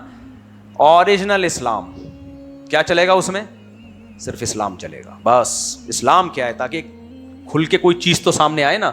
اچھا ہمارے ہاں ایسا ہو رہا ہے کہ فرقوں سے ہٹ کے لوگ اسلام کو ایکسپلین کر رہے ہیں, لیکن وہ اس اسٹائل میں کر رہے ہیں کہ ایک نیا فرقہ لانچ کر رہے ہوتے ہیں. وہ کیا کر رہے ہوتے ہیں, لیبل یہ لگا رہے ہوتے ہیں فرقہ ورقہ نہیں, ہم اسلام, لیکن پتہ چل رہا ہوتا ہے کوئی نئی چیز آ رہی ہے مارکیٹ میں, ٹھیک ہے نا, جو 1400 سال سے تھی نہیں. تو ایک نیا فرقہ آ جاتا ہے, پھر اس پہ لوگوں کو جمع کرنا شروع. میں بتاؤں گا پرانے جو چلے آ رہے ہیں نا, ان میں کیا معیار ہے جس سے پتہ چلے ان میں صحیح لوگ کون تھے اور غلط لوگ کون تھے. تو یہ پوری ایک ترتیب ہے. تو اس میں آپ لوگ ضرور آنا, یہ آپ کو بہت فائدہ ہوگا انشاءاللہ. اور اس میں غیر مسلم بھی بیٹھ سکتا ہے. میں نے کوئی اس میں طنز کسی پہ, کوئی وہ بس اسلام کا تعارف ہے, کسی مسیحی پہ یا کسی ہندو پہ یا کسی پہ طنز نہیں ہے اس میں. بعض دفعہ ایک دیکھو قرآن کیا کہتا ہے, کوئی مشرک قرآن سننا چاہے تو قرآن کہتا ہے اس کو اللہ کا کلام سناؤ. یہ سورہ توبہ کے الفاظ ہیں. کیوں؟ وجہ اس کی ہے, اللہ کہتے ہیں یہ لوگ ان کے پاس علم نہیں ہے. تو اللہ نے ہمیں قرآن میں یہ ترغیب دی ہے کہ غیر مسلم اگر قرآن کا پیغام سننا چاہے تو اس کو اللہ کا پیغام سنایا جائے گا. ہمارے ہاں جب کوئی غیر مسلم آتا ہے تو وہیں سے اس پہ طنز شروع ہو جاتا ہے. مثال کو کوئی مسیحی آ جائے, کوئی عیسائی آ جائے, بیٹھ جائے بیان سننے کے لیے, تو شروع ہے, مولوی صاحب نے دیکھا وہ بیٹھا ہوا ہے, تو وہ شروع ہو جائیں گے عیسائیوں کی برائیاں کرنا, تو اس سے پھر بات بنتی نہیں. آپ اسلام کا انٹروڈکشن کراؤ, بھائی یہ اسلام ہے, تو اس کو اللہ کا پیغام سنایا جائے گا. ہمارے ہاں جب کوئی غیر مسلم آتا ہے تو وہیں سے اس پہ طنز شروع ہو جاتا ہے. مثال کو کوئی مسیحی آ جائے, کوئی عیسائی آ جائے, بیٹھ جائے بیان سننے کے لیے, تو شروع ہے, مولوی صاحب نے دیکھا وہ بیٹھا ہوا ہے, تو وہ شروع ہو جائیں گے عیسائیوں کی برائیاں کرنا, تو اس سے پھر بات بنتی نہیں. آپ اسلام کا انٹروڈکشن کراؤ, بھائی یہ اسلام ہے, جس کو سمجھ میں آئے ٹھیک ہے. قرآن کے الفاظ کتنے زبردست ہیں کہ لا اکراہ فی الدین قد تبین الرشد من الغی, دین میں کوئی زبردستی نہیں ہے, صحیح اور غلط راستہ یہ اللہ نے بتا دیا, اس معیار پہ پرکھ لو, جو آپ کو اچھا لگے اس پہ چلے جاؤ. تو ایک ایسی دعوت ہونی چاہیے. ڈاکٹر ذاکر نائک یہ کام کر رہے ہیں لیکن الگ اسٹائل میں, مناظراتی اسٹائل میں. وہ بہت جاندار اسٹائل ہے, وہ بھی بہت ضروری ہے, اس میں تو ان کی کتابوں سے نکال کے لانا وہ ایک الگ اسٹائل ہے, وہ بھی بہت ضروری ہے. لیکن ایک ایسا بھی ہونا چاہیے جس میں بالکل ایک قرآن و سنت کی واضح نصوص سے اسلام کو ایکسپلین کیا جائے. اس میں حجیت حدیث ہے, اس میں حجیت فقہ ہے, یہ حدیثیں ہم تک پہنچی کیسے ہیں, ان کا کیا اتھارٹی ہے کہ یہ واقعی نبی کا کلام ہے بھی یا نہیں ہے. بہت اس پہ میں نے کام کیا, تو انشاءاللہ یہ باہر ملکوں میں بھی ہمارا ارادہ ہے یہ کرانے کا. اور آپ نے کوئی سوال پوچھنا تو پوچھ لیں. السلام علیکم. جی جی جی بھائی صاحب. مفتی صاحب یہ جیسے آپ نے بتایا کہ کسی کو پیسے نہ دیا جائے نا, تو جیسے آپ نے آپ کے بیان میں سنا تھا کہ آپ نے بھی جو ہے نا وقف کیا ہوا نا اپنے آپ کو دین کے لیے, تو آپ نے جو کاروباری معاملات ہیں وہ کسی کے سپرد کیا ہوا ہے, تو آپ نے کس معیار کو رکھ کے جو ہے نا ان کو بھروسہ کیا, بہترین ہم کیسے کر سکتے ہیں؟ ہاں یہ کہہ رہے ہیں میں بھی تو دین کے لیے وقف ہوں, تو میں اپنا کاروبار کیسے کرتا ہوں, مجھے بھی تو کسی کو پیسے دینے پڑیں گے نا. کیا خیال ہے؟ نہیں دیے میں نے. جیسے پراپرٹی میں نے انویسٹ کیے پیسے, تو پیسے نہیں دوں گا بھائی. پراپرٹی ہے, جا کے خرید لی ہم نے, ختم. سمجھ میں آ رہی ہے بات؟ تو اس طرح سے تو ٹھیک ہے نا. یہ تو یعنی یہ دے کے بھول جاؤ کہ تم کما کے مجھے دینا, یہ کوئی نہیں کرے گا. دوسری بات یہ کہ مجھ میں اور آپ میں تھوڑا سا فرق یہ ہے کہ میرے اتنے ریلیشن ہے کہ 1 کروڑ میں اگر کوئی صحیح آدمی ہوگا تو میرے پاس چانس ہے کہ مل جائے مجھے, وہ نہ ہونے کے برابر ہے. کیونکہ اتنے تجربے اور اتنی میرے ریلیشن ہو چکے ہیں کہ اب میرے حق میں تو چانس ہے شاید 1 کروڑ میں کوئی ایک ایماندار مجھے مل جائے, اور ملے ہیں, ایسا نہیں ہے. لیکن وہ اتنا کم ریشو ہے کہ آپ کو میں یہی کہوں گا کہ کوئی بھی نہیں ہے اس میں ایماندار. اس لیے آپ یہ تجربے نہ کریں. یا تو آپ ہماری طرح مشہور ہو جائیں, آپ کے ریلیشن بھی پوری دنیا میں, اور پھر لوگوں کو پرکھا ہوا ہو, ایک ایک کو لیبارٹری میں جا کے ٹیسٹ کروایا ہوا, تو اس کے بعد تو کروڑ میں 1 آدھ نکل آئے گا. لیکن وہ اتنا کم ہے کہ آپ کو جب میں مشورہ دوں گا تو میں یہی کہوں گا کہ کوئی بھی نہیں ہے. کیونکہ آپ وہ 1 کروڑ کے چکر میں یہ فرض کر لو کہ شاید یہ ان 1 کروڑ میں یہ وہ بھی ہے, جمشید جو ہے نا یہ ایماندار ہے, وہ کھا جائے گا آپ کے پیسے. تو اس لیے مجھ میں اور آپ میں تھوڑا سا فرق ہے. پھر کریں گے انشاءاللہ حب جا پہ. اور کوئی سوال میرے بھائی؟ کیا حیض والی عورت مسجد میں آ سکتی ہے؟ نہیں, حیض اور جنابت کی حالت میں مسجد میں داخلہ جائز نہیں ہے. السلام علیکم مفتی صاحب. وعلیکم السلام. مفتی صاحب یہ کچھ شیعہ لوگ میرے سننے میں آیا کہ حضرت عمر کو جس نے شہید کیا تھا ابو لولو فیروز, تو یہ مطلب ایران میں اس کا مزار ہے باقاعدہ, اس کو اپنا ہیرو مانتے ہیں, تو اس کے بارے میں کچھ بتا دیں. کافی باتیں سننے میں آ رہی. ابو لولو جو مجوسی تھا وہ تو انتہائی بدبخت انسان تھا. اگر اس کے کوئی مزار کو رسپیکٹ دے رہا ہے تو وہ تو پاگل کا بچہ ہے. اور یہ جو شیعہ لوگ جب پانی بانٹ رہے ہوتے ہیں 10 محرم کو, اور جو حلیم وغیرہ بنا رہے ہوتے ہیں, ان کے بارے میں بھی کچھ بتا دیں گے. پینا کوئی چاہیے ثبوت پانی نہیں ہے یا بھائی. اسلام میں نے جو what is Islam us course کا نام رکھا ہے نا, اس سے پتہ چل جائے گا اسلام کیا ہے. خدا کی قسم اسلام اتنا پیارا مذہب ہے نا, صرف اسلام کی تعلیمات ہی انسان کو مسلمان بنانے کے لیے کافی. کوئی ایسی چیز تمہیں نظر آ رہی ہے جسے دیکھ کے غیر مسلم اسلام سے دور ہو, سمجھ لو اسلام نہیں ہے. یہ جو جلوس نکل رہے ہیں کالے کپڑے پہن کے ڈھیش ڈھیش, اسے دیکھ کے کوئی غیر مسلم متاثر ہوگا؟ بولو, کوئی آئے گا اسلام کے قریب؟ ابھی میں نے بتایا ہمارے امریکہ میں دوست ہیں, پرسوں ان کا کال آئی, وہ کہہ رہے ہیں یار یہاں بھی جلوس نکلا ہے اور گورے مذاق اڑا رہے ہیں, تم لوگ کیا کر رہے ہو مسلمان, کالے کپڑے پہن ڈب ڈب ڈب مار رہے ہو, کیا کر رہے ہو؟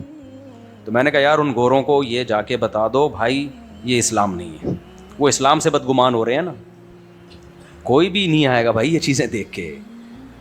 تو جو عبادت ہے وہ کتنی, حج میں دیکھو آپ عرفات میں جو رش ہوتا ہے لوگوں کا, کتنے غیر مسلم مسلمان ہو جاتے ہیں. نمازوں کو دیکھ کے غیر ایک مسیحی یہیں اس مسجد میں مسلمان ہوا. میں نے کہا یار آپ کیا دیکھ کے اسلام میں آؤ؟ کہہ رہے یار یہ جو 5 نمازیں ہیں نا یہی بہت کافی ہیں اسلام کے برحق ہونے کے لیے. کہہ رہے جو مذہب 5 دفعہ اللہ کے دربار میں آ کے سجدہ کرواتا ہو اللہ کو, وہ اس کی خوبصورتی میں کیا اشکال ہو سکتا ہے. کہتا ہے میں اپنے لوگوں سے یہی کہتا ہوں کہ یار ہم تو نہیں عبادت کرتے اتنی, مہینے میں ہفتے میں 1 دفعہ جاتے ہیں, اس میں بھی یہ عبادت نہیں ہے. طہارت ہے اسلام میں, صفائی ہے, پاکی ہے. 15 دفعہ مسلمان کلی کرتا ہے, 15 دفعہ ناک صاف کرتا ہے, 15 دفعہ منہ دھوتا ہے, غسل کرتا ہے. یہ ساری صفائیاں اور یہ ساری پورا نظام کس میں ہے؟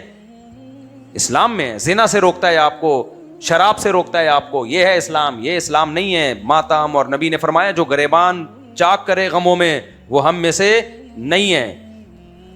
تو نبی صلی اللہ علیہ وسلم کی تو لعنتیں اس عمل پر. اس لیے آپ الجھے نہیں کسی سے جا کے. آپ کے دفتر میں کوئی ہے تو اس کو اپنے مذہب پہ چلنے دیں, لڑائی جھگڑا کسی سے نہیں کرنا. لیکن یہ کہ